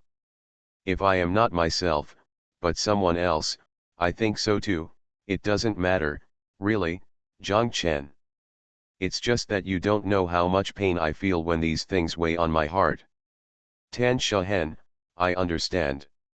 No matter what others think of you, in my eyes, you are the same Tan Shahan, and you have not changed. I know what you do, and there must be your reasons. That's it, is that okay? Zhang Chen said. Tan Shahan sighed, and her emotions calmed down a little. She said, thank you, Zhang Chen, for so many years, thank you for always being very good to me, like you are my family, no, better than my family, you are so kind to me it's even better, also for Nanan. Zhang Chen scolded, what nonsense are you talking about? We are family to begin with. Hey, can you tell me everything now? Tan Shahan nodded and said, Zhang Chen, you smoke. I don't smoke. It smells good too. Zhang Chen laughed, there are still a lot of humming problems. Zhang Chen took out a cigarette, lit it, and started smoking. Tan Shahan leaned back on the chair, wrung her hands together, and looked at the dark building opposite, the dark mountains behind the building, and the sky full of stars. The month you left, my aunt didn't come. Although I was nervous, I could comfort myself and said, it's normal. It's this time. I'm too nervous. My aunt is not normal. It's normal. Even so. I was thinking about it, but I was still nervous. By the time the second month had not come, I would not be able to lie to myself anymore. My stomach started to feel a little stiff. I knew I must be pregnant. At that time, every day was like a year. As soon as you left, there was no news at all, no letter of agreement, no phone call. I feel like I have been abandoned by you, really, that's how I feel, Zhang Chen. That's not right, Tan Shahan. Zhang Chen said, didn't I tell you a long time ago that I would write to you when the Pole arrived in Haiyan? I have been writing to you since then. The phone number is indeed true. At that time, we had no fixed residence. We don't have any money, so even if we call you, It's impossible to get through. Your parents won't answer our calls. The first call we get through. That's when it was New Year's Eve, right? Tan Shahan sneered. How many months has it been? 6 months, Zhang Chen. What Tan Shahan did not tell Zhang Chen was that at that time, she and Feng Logui had already registered. Okay, I won't interrupt, you should continue talking. Where did I say it before? Tan Shahan asked. You said you feel like you've been abandoned by us. Yes, that's what I thought at that time. I didn't have any news about you. I felt very lonely, desperate, and helpless. I could only run to your house again and again, asking uncles and aunts if they had any news about you. They all said no. Zhang Chen knew that at the time Tan Shahan was talking about, it was he and Lu Ligan who were looking for jobs everywhere. When they hit the wall again and again, they almost went to Danzhou to plant rubber. At that time, for them, finding a job, being able to survive in Hainan is the most important thing. I never think of contacting my family, but even if I do, I don't know what to say. In the 3rd month, I could feel that my belly was getting bigger. Every day when I went out, I tied my belly tightly with a ribbon. Why? I'm afraid, there is family planning in the yard. Cotters, there are family planning cotters in the street. If they find out that I am pregnant, they will definitely come to my door. How strict will the control be at that time? Zhang Chen remembered that when he was in Sanbeo, the female director of Sanbeo village just saw Xiao Zhao in the vegetable field, so she followed him over, and later came to the door again, otherwise they wouldn't be so anxious. I have to run back to Xiao Zhao's hometown to go through the formalities. Later, I was alone and couldn't bear it anymore, so I had to tell my mother. My mother was also frightened. She also knew what would happen if she was found to be pregnant. I was a career editor, and the first one was to be fired. I will also be fined. After I am fired from my job, no organization will want me again. What should I do? This is still good. If we wait until the child is born, it will be even worse. The child will be a gangster. We, mother and son, will probably starve to death except for begging for food. Zhang Chen was silent. He also knew that according to the policy at that time, it was indeed the only possibility that Tan Shahan said. The mother was expelled and the daughter did not have a household registration. Without a household registration, it meant that there were no food stamps and various vouchers. At that time, it was you can't buy anything if you have money but no bills. What's more, if you are fired and have no income, where will you find money? Children cannot go to kindergarten or elementary school, and they will be laughed at wherever they go. Many things cannot be pushed forward from the back. Although work, household registration, etc. are no longer important now, at that time, any one of them could kill someone, even Xiao Zhao. With an agricultural registered permanent residence, didn't it scare his mother to tears? They also wanted to buy a household registration for Xiao Zhao, thinking it was a God-given opportunity. Unexpectedly, after buying the household registration began to become less and less important and less valuable. But at that time, who knew?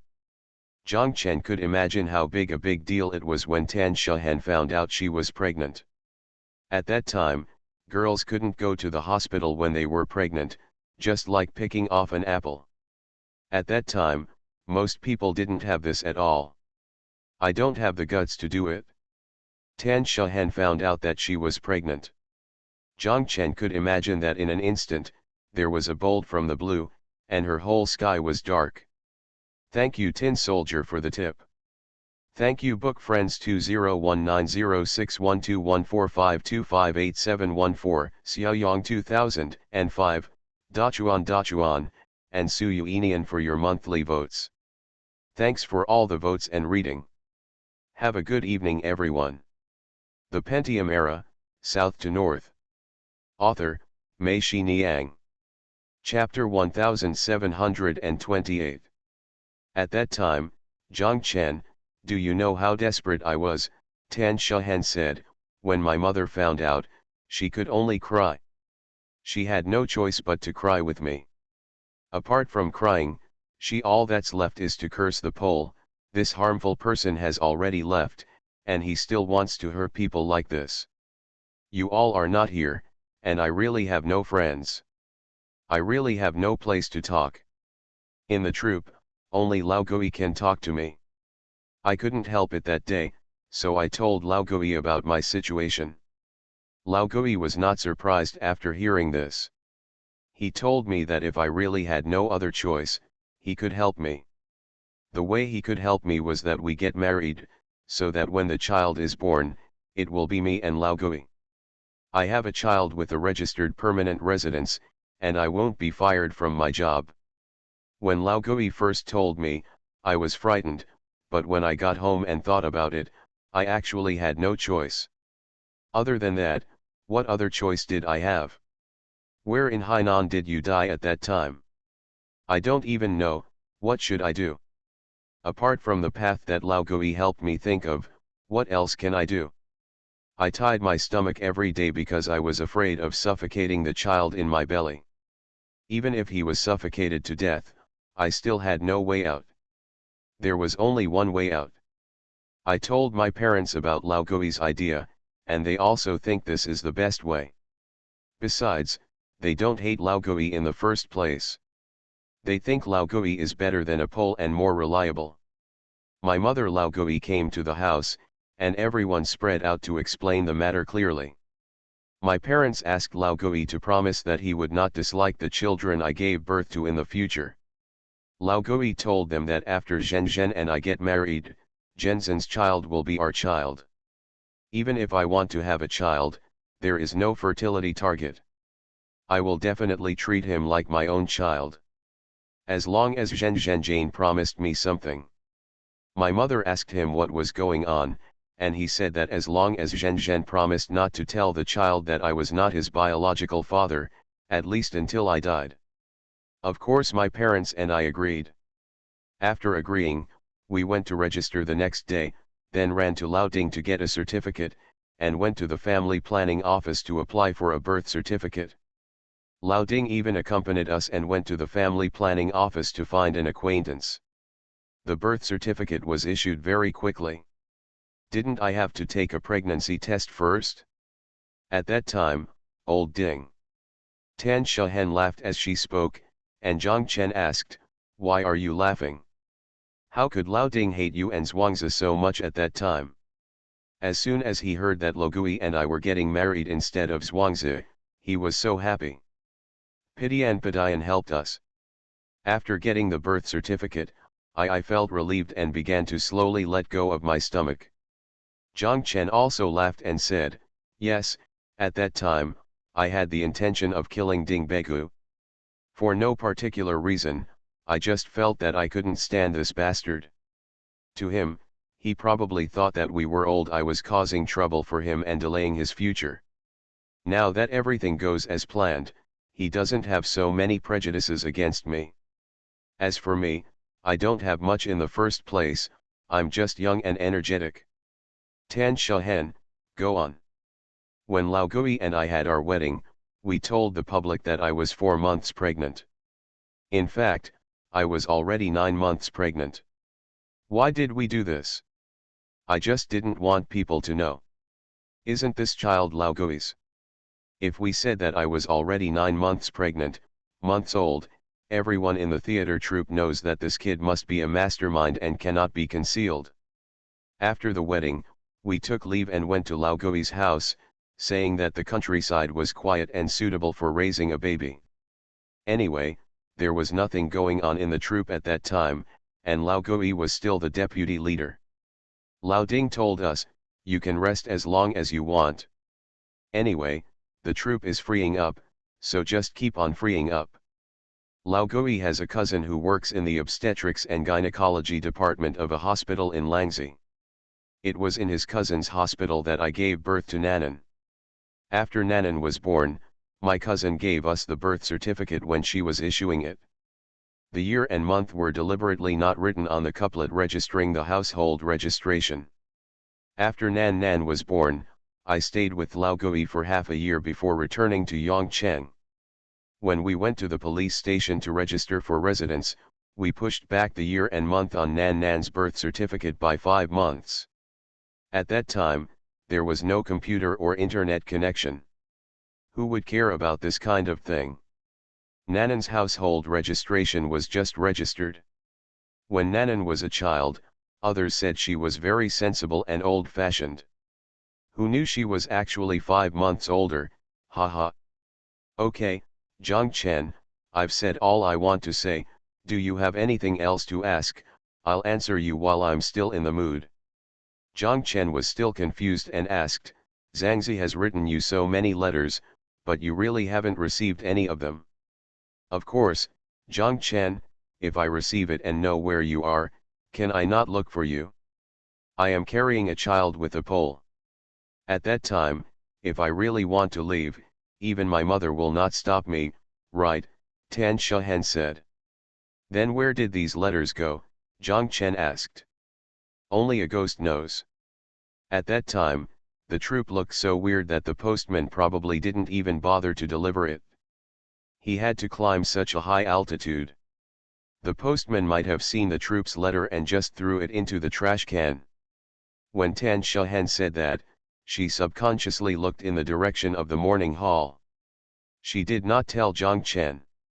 In fact, she knew that these letters had been received and hidden by Feng Logui. Feng Logui sat in the troop's office every day, and the old hen it's like hatching an egg just to wait for these letters. Tan Shahen sighed secretly. She felt that there was no need to talk about this matter now.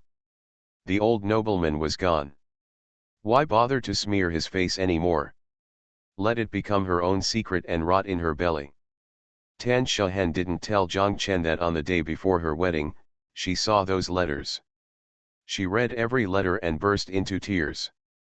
For a moment, she even thought about coming down from Jiaohang. Go to the station, take a bus to Hangzhou, then take a train to Guangzhou, then go to Haiyan, cross the sea to Haikan, and follow the route they took as mentioned in the poll letter. There was no way she was going to fly, she couldn't afford a plane ticket.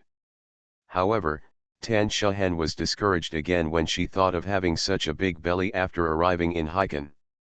At this time, she had registered her marriage with Feng Logui for several months and had already lived together. Everyone knew that she had a big belly. The child inside was Feng Logui's. What could she say after seeing the poll? At that time, there was no such thing as genetic testing. Tan Shahen felt that even if she met Lu Ligan, she would not be able to argue. What's more, he didn't know whether he still remembered Lu Ligan after not being together for such a long time. Tan Shahen just sat on the ground, crying and hesitating, until Feng Logui realized that something was wrong, ran over, opened the door, and saw everything inside. Feng Logui knelt down in front of Tan Shahen. It's really possible that it's just some combination of circumstances. Alas, it's also my fault that you and the Pole didn't get along. Zhang Chen sighed. He thought about it. No wonder Tan Shahen would be so angry when she pointed at Lao Liu's nose and cursed in Sanya. She slapped her because she was scolding her own grandfather. No wonder, when Xiang Nan was admitted to the film school, Tan Shahen would think of inviting the Pole's parents to dinner. For so many years, Tan Shahen knew that her parents and Pole's parents would not deal with each other, so she still wanted to bring them together. Eating New Year's Eve dinner is really well-intentioned. Speaking of Lao Gui, it's pitiful. After marrying me, he really couldn't even have a child of his own. Even if he got divorced later, according to the policy, he still couldn't have children unless he found a childless woman. Tan Shahen sighed, I don't know if it has something to do with the fact that he never got married. Then after you and Lao Gui divorced, why didn't you accept the Pole when you arrived in Hangzhou? Zhang Chen asked. Tan Shahen smiled bitterly, how can I accept it? Looking at the Pole and Nanan, they are obviously father and daughter, but they have to be dangled in front of me like two enemies. Rather than letting them really become enemies, it is better to keep a little distance between them. One more thing is that I always feel unsteady about this person, Zhang Chen. Do you know what I am most worried about? What is it? Zhang Chen asked. I'm worried that just because he's nice to Nan Nan, and for the sake of my temporary gesture, if we really get married, he will start to dislike Nan Nan. At that time, what do you want me to do? Tan Shahen asked. I believe that he will not mind Lao Gui and will really like Lao Gui and my children. Zhang Chen was stunned for a moment, then nodded and understood. You also worked hard. Our generation is over when it's over. I don't want Nanan to suffer anymore, Tan Shahen said. I can have nothing, but I don't want Nanan to have no father. In Nanan's heart, Lao Gui is her father. If I tell her the real situation and tell her that Lao Gui is not her father, I think Nanan will collapse. By the way, Zhang Chen, can you promise me something? You say. You know this, but can you not tell Nanan? No, and don't tell anyone else. I think that after the stage is over, Nanan will not be so it's painful, so I'll find a chance to tell her slowly, Tan Shahen said. Zhang Chen said yes, I promise you. Tan Shahen stood up and said let's go and see Lao Gui. The two people walked back slowly, walked up the steps, and past the 3 morning halls in front, where fierce fighting was going on. They walked all the way to Feng Lao Gui's morning hall. When they saw them coming in, Lao Yang shouted. Come on, Zhang Chen, Zhen, come over for a drink and a barbecue. On the table, the playing cards have been taken away, and there are several vest bags of barbecue piled on it. Next to the table, there are several cases of beer. These were probably bought by some unlucky guy who lost at cards. I'll give you a stick of incense first. As she spoke, Tan Shahen walked over, took 3 incense sticks, lit them, bowed to Lao Gui, and muttered something. Zhang Chen stood behind and couldn't hear clearly what she was saying. The Pentium Era, South to North. Author, Mei Shi Niang. Chapter 1729. At about 4 o'clock in the morning, the people playing cards and mahjong could no longer do it. The entire morning hall area was silent. Lao Yang had already gone to the back room to sleep. Zhang Chen opened the door and took a look. There were 3 people crammed into the same bed. Although Lao Yang was no longer the group leader, he was still overbearing. He had his hands crossed and monopolized a bed. Zhang Chen walked out of Feng Lao Gui's morning hall. With nothing to do, he walked to the morning hall next door to have a look. Every house was roughly the same, with only 1 or 2 people on duty left. The others either got into the back room or went to the car. When I went to bed, even the person on duty lowered his voice when speaking, and his voice was hoarse. After walking around, Zhang Chen walked back. Xiao Wu and Xiang's husband were still sitting. Xiao Wu, Zhang Chen, and Tan Shahen said, Brother Chen, Sister Zhen, you go back to Hangzhou first. Xiang's husband also nodded and said, that's right, you go, everything is fine here, everything has been arranged. Zhang Chen and Tan Shahen also felt that nothing would happen to them if they stayed here. They couldn't get into the room, fight for a bed with Lao Yang, or sleep in the car or hotel. They might as well go back to Hangzhou directly. Just over an hour away. Both of them offered incense to Lao Gui, opened 2 large paper bags of ingots, burned them for Lao Gui, and then set off on the road. When the car arrived at the exit of Hangzhou Expressway, it was already dawn, but the cars on the road were still there. Rare. Zhang Chen sent Tan Shahen home, and then went back to Splendid Home by himself. He opened the door and went in to look at himself. He had been to the hospital and the funeral parlor, but he always felt bad, so he stood by the door and put on his clothes. He took off all his clothes except for a pair of shorts and walked into the bedroom. Xiao Fang heard the noise outside and woke up. She sat up on the bed. Zhang Chen opened the door and came in. She was startled when she saw a naked Zhang Chen and exclaimed, "Honey, what's wrong with you?" Zhang Chen didn't have time to explain, but said, "I'll take a shower first," and immediately slipped into the bathroom. At around 9 o'clock, Tan Shehen woke up. She drove to Kyoshi Academy and walked directly into Lao Tan's office. Lao Tan looked at her and said, "My condolences." Tan Shehen nodded and started talking to Lao Tan. When they came out of Lao Tan's office and passed by Yao Fen's office, Tan Shehen and Yao Fen said, "I'm going to Shanghai for a few days. I'll leave immediately." "Do you need me to accompany you?" Yao Fen asked. Tan Shehen said, "No, I can go by myself." Tan Shehen walked to the door of her office, thinking that it would be okay to go in. She didn't even open her office door, turned around and walked to the parking lot, and drove to Shanghai. When Xiang Nan saw Tan Shehen, she understood without saying anything. Tears flowed out instantly. Tan Shehen hugged her and said to her, "Your father is at the funeral parlor and has not left yet. He is waiting for you to come back." Xiang Nan nodded.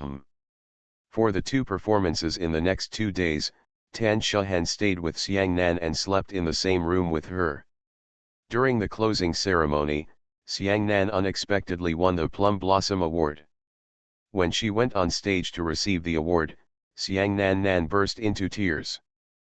People who didn't know her thought she was excited. Only those people from Yongcheng knew she was sad. Xiang Nan, Tan Shehen, Sun Jin, and Xia Huo, as soon as the closing ceremony was over, left the group with teacher Wu. They broke away from the group and drove Tan Shehen's car straight from Shanghai to Yongcheng. Sun Jin and Xiang Nan said, Nan, your father will be proud of you." Xiang Nan kept shaking his head, "I would rather have none of this, as long as Dad is still here." After Feng Logui's memorial service, Xiang Nan was appointed as the leader of the Yongcheng Wu opera troupe. After she took office, she would lead the young actors in the troupe to continue sending plays to the countryside. Everyone did not understand and said, we have already won the Wenhua Award and the Plum Blossom Award for Yongcheng, that's it?" Sun Jin also said to Xiang Nan, Nan, you encountered special circumstances this year. It was the performance of sending a play to the countryside. If you did not complete the task, everyone will understand. It is not a breach of contract." Xiang Nan said, "No, it is our task, and we must complete it. This time I take the young actors down to make them endure hardships, including myself. I want them to understand that drama comes from the countryside and serves the people. It is also our mission to be local, not just to accept applause and cheers in big cities." Sun Jin had nothing to say and nodded. She told Zhang Chen and Tan Shehen that Nanan was such a stubborn kid, but he was really likable. Tan Shehen was still hesitating in her heart. Let alone leading a group to send plays to the countryside, Xiang Nan had never been to the countryside before. She knew what the countryside was like, so she still brought a group with her. She had never been to the countryside before. "Children, don't think too romantically about the countryside." Zhang Chen thought for a while and said to Tan Shehen, "I will accompany them." "Tan Shehen, I have some experience in going to the countryside." When Tan Shehen heard this, she quickly said, "Zhang Chen, Nan, and the troupe will be left to you." Zhang Chen went to tell Xiang Nan that he wanted to go to the countryside with them. Xiang Nan looked at him and asked, "Uncle, don't you trust me?" Zhang Chen said, "No, I haven't been to the countryside for a long time. I'm craving for local vegetables after eating too much abalone and lobster. Also, it's spring now, and the countryside in Yongcheng is very beautiful. I haven't sketched for a long time now. I'll go sketching with you, and you can still have some food." Although Xiang Nan knew that Zhang Chen wanted to take care of her when he went with them, the reasons given by Zhang Chen made it impossible for him to refuse. Xiang Nan said, "Okay, uncle, we'll take you in." Thank you, Zhang Chen said quickly. Xiaohua was originally going to go to the countryside with Xiongnan and the others, but when he heard that Zhang Chen was going, he said that he had something to do with his company in Hangzhou and wanted to return to Hangzhou. Although Zhang Chen was very polite every time he saw Xiaohua, and Xiaohua also called Brother Zhang, he didn't know why, but he always felt a little weak in his heart. Zhang Chen carried the painting folder on his back and the oil painting box, and followed Xiang Nan and the others to the countryside. The first stop was at the big pit where Lao Gui's accident happened. Lin got in the car, stopped Zhang Chen in the south, and said to him, "Uncle, I have one more request." "Any request?" "You must give me one of the paintings you painted this time, and I will hang it in the office," Xiang Nan said. Zhang Chen said, "Yes, no problem. Today is no longer what it used to be. Even in the countryside, information is very developed. The news that the Yongcheng troupe won consecutive awards in Beijing and Shanghai has long spread to everyone in Yongcheng through Yongcheng TV, Yongcheng Daily and the Internet." In a corner, Xiang Nan, they had not yet arrived, and everyone was eagerly looking forward to it. When they arrived, even the surrounding villages came to watch their performance. In addition, the people who came out to send plays to the countryside this time were all young actors. There were so many handsome men and beauties.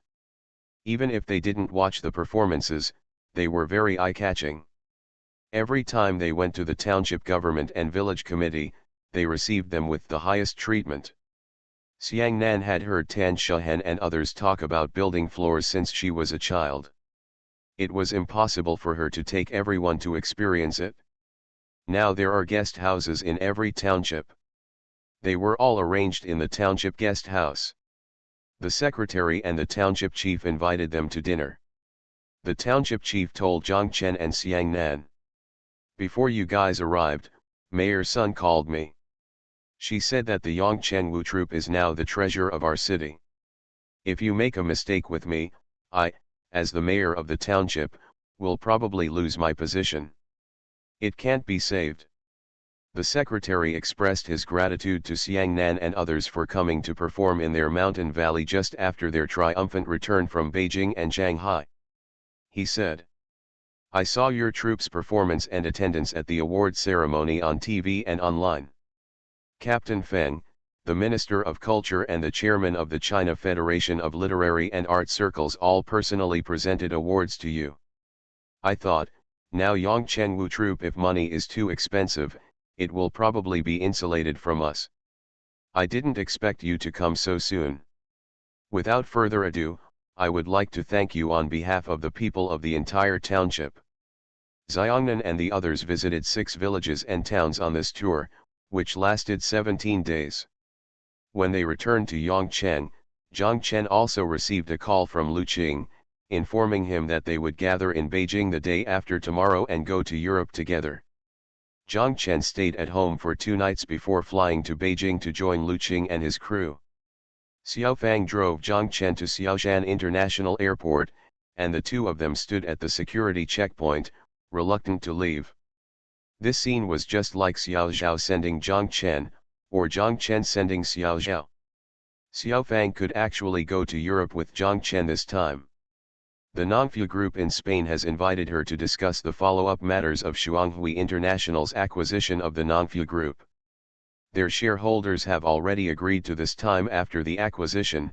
The next step is to submit an application to be acquired to the Spanish government and the relevant European Commission. Xiao Fang didn't tell Zhang Chen. She felt embarrassed, and was a little afraid of seeing Lu Qing and the others, fearing that they would laugh at her again. She was so reluctant that she even wanted to go to Europe with her. Xiao Fang decided to wait until they left before leaving Shanghai. Seeing Zhang Chen at the security checkpoint, turning around and waving to her, and then disappearing completely, Xiao Fang suddenly regretted it again. "Oh, what's the matter? It's just a joke, what's the big deal? She just really can't bear to leave, what the hell? Why don't you go together?" Xiao Fang stood there and sighed. Xiao Fang's cell phone rang. It was Xiaoa. Xiaoa said to her, "Boss, the people you made an appointment with have already arrived from Ningbo. The person I'm dating, Xiaofang was confused. Who was he? Hengli Electronics is the company that makes intelligent driving systems and safety systems for cars, Xiao said. Okay, I will see them off at the airport and will be back soon. Please wait for them, Xiaofang said. Are you sending it to Brother Zhang? I understand, Xiao giggled. After hanging up the phone, Xiaofang thought to herself, during this period, Zhang Chen went to accompany Xiang Nan and the others to perform in the countryside, and when he came back, he was about to go to Europe. The two of them spent less time together and more time apart, so why did they make themselves confused? All they were thinking about was Zhang Chen is also absent-minded about his work. No, you can't do this. You still have to concentrate. Xiaofang cursed herself while driving the car on the airport highway. Thank you to Quadratic VC, ranked third from top to bottom, flipping through books every day, Doll Tin Soldier, 1 up and 2 fish down, and the reward at 3 o'clock in the middle of the night. Thank you Wan Kingsi, Zixi Zi, CYTYP, Taizongshang 1, Gongzimian Z, QTDJB, Book Friends 201810282240439444, Wang Lu, and How, It's Not an Impossible World, Book Friends 2020091116010970, Kongru Yekong, Suyu Enian, Book Friends 201809062232049344, Books Friends 1604031635313329, Chenbei I Peak, Dachuan, Romantic Cherry Blossoms, Old Cat Who Doesn't Drink, Guzio Kaiukiu, Home Cat with a Mind for the World, Rainman, Dong Long Dong, Pialing Yayu, Zipanjiang 1's monthly ticket. Thanks for all the votes and reading. I wish you all good health. You are listening to Novels at Bless Up channel. Wish you happiness and luck. Please subscribe to receive new novels. How do you feel about this novel? Please like and leave a comment. The Pentium Era, South to North. Author, Mei Shi Niang. Chapter 1730. Ladies Street has been online for 2 months, and the number of registered members has reached more than 60 million. As a result, Xiao and her team had no way to make the transition in that house before the Sky City e-commerce park was completed. Xiaofang rented the largest private room in the Zhenshui tea house for a monthly rent of 7,500 yuan. The order was still calculated separately. There was only one condition, that is, the tea house gave them a key to the door. In this way, even if the tea house is closed at night, they can still continue to work overtime in the box. Xiaofang gave up the entire row house to Wu Huan and the others. Zhang Chen and the others left for 2 days, and Xiaofang also left for Spain. When she arrived at Madrid Barajas Airport in Spain, Zhang Chen and the others went to Antwerp, Belgium, to shoot at Rubens's former residence. The two of them were unable to meet. Xiaofang stayed in Spain for 2 days, and then went to the EU headquarters in Brussels, the capital of Belgium. When Xiaofang arrived in Belgium, Zhang Chen and the others happened to leave Belgium and went to Malaga, Spain, to take pictures of Picasso's former residence, and then went to Spain. In the Dolly House Museum in Cadaqués, 2 people are like playing hide and seek, you come and go, but they don't touch each other. Xiaofang returned to Shanghai directly from Brussels. Xiaofang had a meeting with the Shuanghui International Holdings team in Shanghai, and then went to Hangzhou. When she returned to Hangzhou in a big circle, Zhang Chen told her on the phone that they were still in Florence, Italy. Next also going to Venice. Yeah, Xiaofang said, I've arrived at the Pillow Tea House on the Meisi River. Zhang Chen laughed on the phone. Someone knocked on the door, Xiaofang said come in, the door of the box opened, it was Xiao and Xiaofang said, boss, someone is looking for you. If someone can't be found, Go to the hall or take him to the private room for what he is doing. He is really ignorant. Xiaofang can't help but frown. Xiaofang, the person, came out from behind Xiao and called her. Xiaofang laughed. She saw that the person coming was Zheng Huiyang. No wonder Xiao would lead him here. Xiaofang quickly asked Zheng Huiyang to sit down and asked her whether she wanted tea or coffee. Zheng Huiyang said that of course she wanted tea when she arrived at the tea house. Xiaofang asked Zheng Huiyang to order, and Zheng Huiyang said she could drink whatever she wanted. Let me order fruit tea for you, Xiao said. No, no, only children drink that, Zheng Huiyang shouted. Xiaofang ordered Angie's white tea for her, and Zheng Huiyang agreed. Xiao retreated and closed the door of the box. Zheng Huiyang sat down on the sofa opposite Xiaofang. She looked around the box and then at the Meisi River outside. Zheng Huiyang said, "It's so unique for you to find such a place to work." Xiaofang asked, "Does it look like a typical leather bag company?"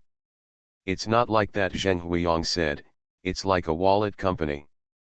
Both of them laughed. After laughing, Xiaofang remembered and said, "I remember Sister Huiyang also lived by the Meisi River." Zheng Huiyang was right, it's a bit of a road, and I still have to go through Qingchun Road, but I'm planning to move next month. Where to move? Qianzhong New Town, Xiaoshu and the others are next door, Zheng Huiyang said. Xiaofang looked at Zheng Huiyang and asked pointedly, "Sister Huiyang, why did you come to see me? Do you smell something fishy?" "Can I come and see you?" Zheng Huiyang asked. "Okay," Xiaofang smiled, "but you definitely don't look at me as simple as that." "Okay," Zheng Huiyang got straight to the point, "I heard that you can make the decision regarding the women's street." Xiaofang dodged for a moment and said, "We are just small shareholders. Come on, although you only have 40%, you are the one who speaks the most." "I have already asked Wu Huan," Zheng Huiyang said. "Not only do they know the composition of their shares, but they can also call Wu Huan by name. It seems that they are here with bad intentions." Xiaofang remained calm, looked at Zheng Huiyang with a smile, and asked, "What do you mean? Are you here on behalf of Teacher Ma, or are you just curious?" Zheng Huiyang smiled slightly, "Anything is fine." Xiaofang nodded and said, "Then I can have the final say." Zheng Huiyang's tea came. On the tray was a glass teapot and 2 glass cups. Zheng Huiyang picked up the glass teapot, poured herself a cup, and asked Xiaofang, "Do you want it?" Xiaofang pointed to the mug in front of her and said, "I drink this, and I'm not used to using such a small cup." Zheng Huiyang couldn't help but pick up the teapot and pour it into Xiaofang's mug. Xiaofang let her. Putting down the teapot, Zheng Huiyang said, "Xiaofang, how about selling the women's street to us?" "How much?" Xiaofang asked. 100 million. Xiaofang giggled, and Zheng Huiyang asked, "Why are you laughing?" Xiaofang said, "You, Teacher Ma, aren't you the famous Ma with a big mouth? When did you turn into a cherry with a small mouth? 100 million people can speak, or Sister Huiyang, are you here to blackmail me? 100 million is not enough? You have only been online for more than 2 months, and your initial investment is only 4 million. Zheng Huiyang revealed their old bottom line. Xiaofang said, "Yes, I have been busy for more than 2 months. Sister Huiyang, don't you think that if it can only sell for 100 million, I will stop working?" Zheng Huiyang stared at Xiaofang for a while and said, "Yes, you really can't discuss business with acquaintances. I want to beat you, but you are Xiaofang and I can't let you go." Xiaofang chuckled. 1.5 billion, no more, Zheng Huiyang said. Xiaofang stopped laughing, looked at Zheng Huiyang, and asked seriously, "If ladies' market was only worth 1.5 billion, would you like it? Do you still need your veteran to take action?" Greedy, Zheng Huiyang cursed, shook her head, and stopped saying anything. Instead, she drank tea one mouthful at a time. Xiaofang smiled slightly and looked at her without saying a word. After a while, Zheng Huiyang turned to look at the Meisi River outside. A boat was passing by the window of the box. Zheng Huiyang said to herself, "We can cut off all the links between Women's Market and Dabao.com. Okay, Xiaofang said calmly, but I don't think I need to show you the data about the current traffic from Ladies Street. You can estimate that 70% of it is from Dabao.com. The Ladies Market and Dabao.com links are available, and the cheaper ones are JD.com, Dangdang, and Vipshop. Sister Huiyang can't even do such simple arithmetic. However, you reminded me that when necessary, we can proactively interrupt all links with the Dabao network. Are you threatening me?" Zheng Huiyang turned around and asked Xiaofang. Xiaofang chuckled, "I don't dare, I just want to live in peace." Zheng Huiyang shook her head, "You are more difficult to deal with than your brother-in-law. Oh no, you are more difficult to deal with than Mr. Zhang." "I think so too," Xiaofang said. "He's just a jerk. Say a few nice words and he'll sell himself to you." Both of them chuckled, and Zheng Huiyang said, "How dare you say that?" Xiaofang said angrily, "I called him that even in front of him." Zheng Huiyang sat for a while, chatting for a while, then stood up and left. Xiaofang arrived at the stairs, came back, and immediately called Xiao over, and said to her, "Call Wu Huan, Wu Yu, and Sheng Chunyang over immediately." After a while, all three people came. Xiaofang didn't even ask them to sit down. She asked them with a straight face, "Who are you? Did you tell Zheng Huiyang at Teacher Ma's place about your situation?" Wu Yu and Sheng Chunyang looked at each other with blank expressions on their faces, wondering what Xiaofang was talking about. "It's me." Wu Huan raised his hand and said to Xiaofang, "But boss, I really don't know. She was brought here by Mr. Tan from next door that day. She said she was good friends with Mr. Zhang, but it turned out she was Mr. Zhang's subordinate. In this case, if she asked me anything, I would be honest with her.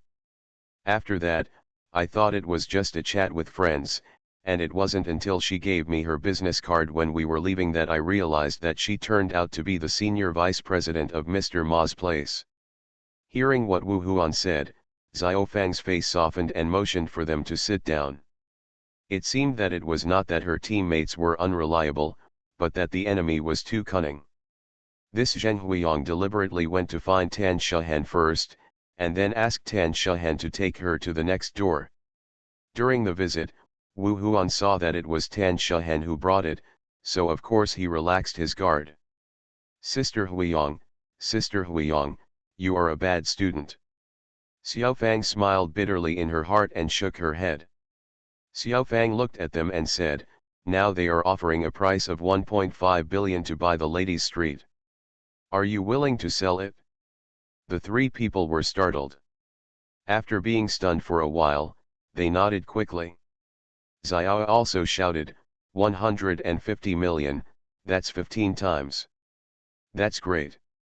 Xiaofang looked at her, and Xiao quickly shut up. However, I refused. Xiaofang said, "Do you have any objections?" "No," Wu Huan said immediately, "the boss refuses to sell it, which means we must have more than 150 million now. We listen to the boss." "Where are you two?" Xiaofang asked Wu Yu and Sheng Chunyang. Wu Yu said, "I don't understand very well. I listen to the boss and my sister." "I also listen to the boss," Sheng Chunyang said, but he was still confused after he finished speaking. He said, "By the way, boss, on the first day, didn't you expect that they would come to buy us? At that time, you also said that it was okay. Sell it to them." "Yes, that's right, you can sell it to them," Xiaofang said, "but it doesn't matter when they offer the price, we will sell it at any price, as long as we are willing." "I understand," Sheng Chunyang said. Xiaofang said, "Yes, I have given up the idea of selling, but when the time comes, we can start preparing for the around. How much money do you have left in your account?" The bulk of it is to buy equipment, databases, and servers, and now we still have more than 1.86 million, Wu Huan said. Xiaofang smiled and said, "It's not bad, it saves money than I thought." Next, Xiaofang began to raise series of financing for Ladies Street. Lu Yun's pilot investment, Xiaohua's Fuobon Capital, and a Hong Kong company invested 46 million yuan and subscribed with 20% of the shares. The valuation of Ladies Street has reached 230 million yuan. Thank you to Book Friends 201904072324295969, De Ji Lao, Dong Long Dong, Book Friends 201805231128576605, Light and Ordinary is True Happiness, DTHBY, Gongshan Majian, and my monthly ticket of 197900607. Thanks for all the votes and reading. I wish you all a happy life. The Pentium Era, South to North. Author, Mei Shi Niang. Chapter 1731. When Zhang Chen was away, Xiaofang and Tan Shuhen had dinner at Tan Shuhen's house every day. Occasionally, they would go to Zhang Chen's parents' house for dinner, or go to a hotel to eat. After eating, the two of them would either go shopping or take a walk by the Meisi River. Sometimes they would also go to the women's street next door. Tan Shuhen and Xiaofang walked into the ladies' street next door. They hadn't seen each other for a few days. Xiaofang was shocked when she saw Wu Huan's face covered with acne and asked, "Did you not sleep well?" Wu Huan nodded. "Are you anxious?" Xiaofang continued to ask. Wu Huan was right, he was obviously very sleepy, but when he lay on the bed and his head touched the pillow, he immediately woke up. "It's not because I didn't sell you 1.5 billion, and I feel reluctant to part with it, right?" Xiaofang smiled. No, absolutely not, boss," Wu Huan said. "I was thinking, looking at the money in the account, it is burning like this every day, but not a cent comes in, so I feel anxious. I am worried every day. Think about how you can make money." Xiaofang understood, and she said to Wu Huan, "This is not something you should consider. If the money is spent, you can still proceed to Series B. What you have to consider now is one thing." "What is it, boss?" Wu Huan asked quickly. "You just think about how to increase traffic. Do you understand that when the number of registered users of Ladies Street reaches 100 million, your task will be completed brilliantly?" Xiaofang said. "Don't worry about making money or not," Wu Huan asked. Xiaofang said, "Don't worry about it, just worry about the flow." Wu Huan let out a long breath and said, "That's easy. I have a few plans. I'll think them through tonight and I'll report to you tomorrow."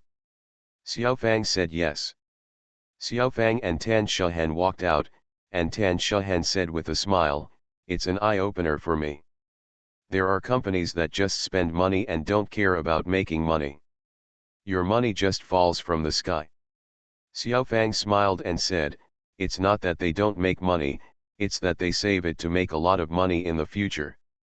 I ask them to focus on building traffic. Traffic is actually money. After the traffic increases, they only need to find a conversion method to make money. Without traffic, it's nothing." Tan Shuhen shook her head. "Anyway, if the company below me can only spend money but not make money, I will definitely fire the general manager. By the way, when will Zhang Chen come back?" "Tomorrow," Xiaofang said. Zhang Chen and Lu Qing first returned to Beijing from Paris, and then flew back to Hangzhou from Beijing. Xiaofang went to Xiaoshan Airport to pick him up. The two reunited after a long separation. When they first met, they were a little embarrassed, but when they arrived in the parking lot, we got in the car and hugged each other immediately. Zhang Chen asked, "How is your family?" "Not good," Xiaofang said. "What's wrong?" Zhang Chen asked. "I'm in trouble," Xiaofang said, "and there are two of them, both of them are big trouble." Zhang Chen was startled and asked quickly, "What's the big trouble?" Xiaofang held back her laughter, shook her head and said, "We'd better go home." Okay, let's go home quickly, Jiang Chen said quickly. Jiang Chen drove the car and turned to look at Xiaofang from time to time. Xiaofang looked outside with a serious face. Later, Xiaofang said, "Don't look at me, drive well." Jiang Chen wanted to ask, but quickly closed his mouth. The two of them drove to splendid home. They didn't even go to Jiang Chen's parents' house. Instead, they went directly to their own home. After entering the door, Jiang Chen called. "Xiaofang, can you speak now?" "Sit down first," Xiaofang said. Jiang Chen sat down on the sofa, and Xiaofang also sat down next to him. Xiaofang asked Jiang Chen, "Do you want to hear the first thing or the second thing first?" Jiang Chen was confused. "You didn't tell me the first and second things. How do I know which one is first and which one is second?" Jiang Chen said, "Anything is fine." "Want to hear the big one or the small one?" Xiaofang asked. Jiang Chen said it was big. "I'm pregnant." Xiaofang looked at Jiang Chen and said. Jiang Chen shouted "Aha!" hugged Xiaofang, and said with a smile, "What kind of trouble is this? This is a good thing, is it true?" Xiaofang nodded and pushed him away with her hand. Xiaofang said, "It's not a problem. Tell me, if my belly gets bigger, how can I still work? I have several projects to work on. What should I do if I have a belly?" This little guy came at the wrong time. Jiang Chen smiled and said, "Any time is a good time to come. When your sister was pregnant with Zhang Xiangbei, or when we just started our own business, your sister had a big belly and had to ride a bicycle to open the stall door every day. There was a mountain of clothes tied to the school bag rack behind the bicycle. What should we do? There were only two of us, so it was impossible not to do this.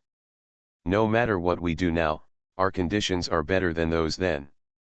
And Xiang Nan, it was the same when Tan Shahan was pregnant with Xiang Nan. What happened when sister Zhen Zhen was pregnant with Nanan?" Xiaofang asked. Jiang Chen was stunned for a moment, knowing that he had made a mistake. He quickly said, "What I mean is that when a woman is pregnant with a child, it is always hard, but it is also the best time. Besides, your job is not to follow two reclamation warriors to reclaim the wasteland. You need to dig with a hoe every day. Instead of sitting there and talking to people, pregnant women can't talk to people. Who is not born by a pregnant woman and dares to discriminate against pregnant women? If you go to negotiate with foreigners with a big belly, the foreigners will give in to you." When Li Hongjiang was negotiating with Japan, he was shot by a Japanese assassin. Li Hongjiang still wrapped his head in gauze to talk to the Japanese. The Japanese were all let him. "You are really good at talking, my dear." Xiaofang laughed as she said it, and Jiang Chen also laughed. "By the way, have you told your parents?" Jiang Chen asked. Xiaofang shook her head. "I told my sister, she laughed at me, but I haven't told my parents yet." Jiang Chen said, "If you tell them, you will feel even more that this little guy came at the right time." Okay, I recognize him," Xiaofang said as she snuggled into Jiang Chen's arms. "By the way, what is the second thing you mentioned?" Jiang Chen asked. Xiaofang sat up straight, stood up, and sat on the sofa on the side. Then she looked at Jiang Chen and said seriously, "It's your business." "My business?" "Yes, dear, do you still remember what I told you to help you make the profit distribution model?" Jiang Chen nodded. "You haven't been at home for the past 2 days, so I've been doing it at night." "Is it difficult to do?" Jiang Chen asked. "It's not difficult to do," Xiaofang said, "I've already done it, but I think we made a mistake." "We were wrong?" "Where was the mistake?" Jiang Chen asked, surprised. "Yes, we were wrong, very wrong. I can guarantee that if we did this, your company would be finished in less than 3 to 5 years," Xiaofang said. "Ah," Jiang Chen was shocked, "how could it be?" "Listen to me and let me analyze it for you," Xiaofang said. Jiang Chen also sat up straight, and he said, "Okay, Okay, you say it. Many times, when you have a good wish, you often get the worst result in the end. This is the case. We say that 80% of the profits will be distributed. How does the profit come from? Is it income? Minus expenses. Xiaofang asked. Zhang Chen nodded. Expenditures include operating and production costs, taxes, company operating expenses, and the biggest one is investment. Xiaofang said, as long as we announce this plan and implement it for 1 year, it will be chaotic in the second year. Said. How could it be? Zhang Chen asked. Why not? Think about it, in order to create more profits and spend more money, will everyone try their best to save costs? Yes, but isn't it better to save costs? Zhang Chen said. Some costs can be saved, and some cannot. What if because of cost saving, we end up cutting corners and shoddy goods? Impossible, with so many people watching. Who dares to do such a thing? Zhang Chen said. Dear, you have forgotten that so many people watching are all participating in profit distribution. Every dollar saved will be shared by them. Do you think you won't? By then, I'm afraid that the people below have already done this, and you are the only one who doesn't know about it. Everyone is hiding it from you. Can you keep an eye on it by yourself? Zhang Chen took a breath.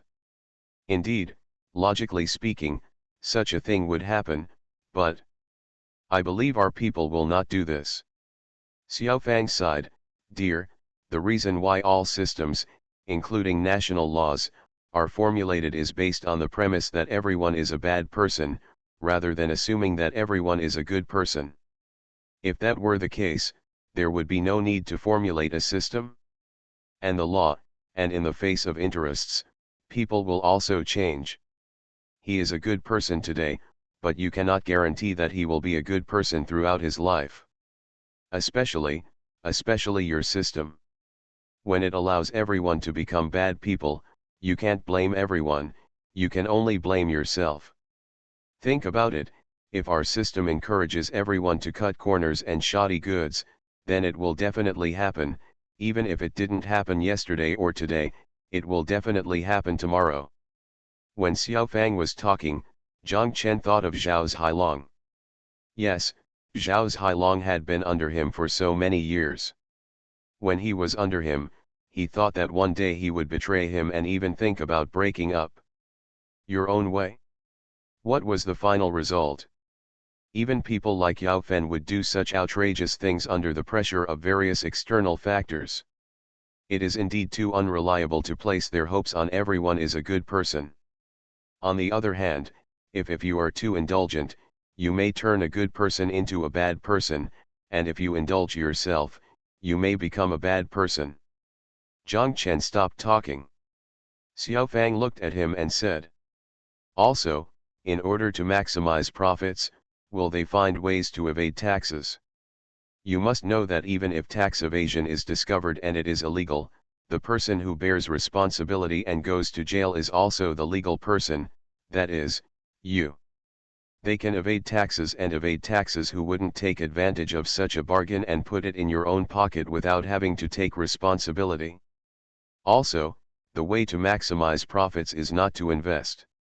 Any investment will reduce the company's profits. The larger the investment project, the greater the impact on the company's profits. Think about the consequences of this, which is very serious.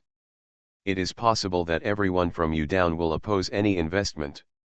Even if you decide to invest, the following will either respond negatively or actively obstruct it. If everyone below objects to something you want to do alone, can you still do it?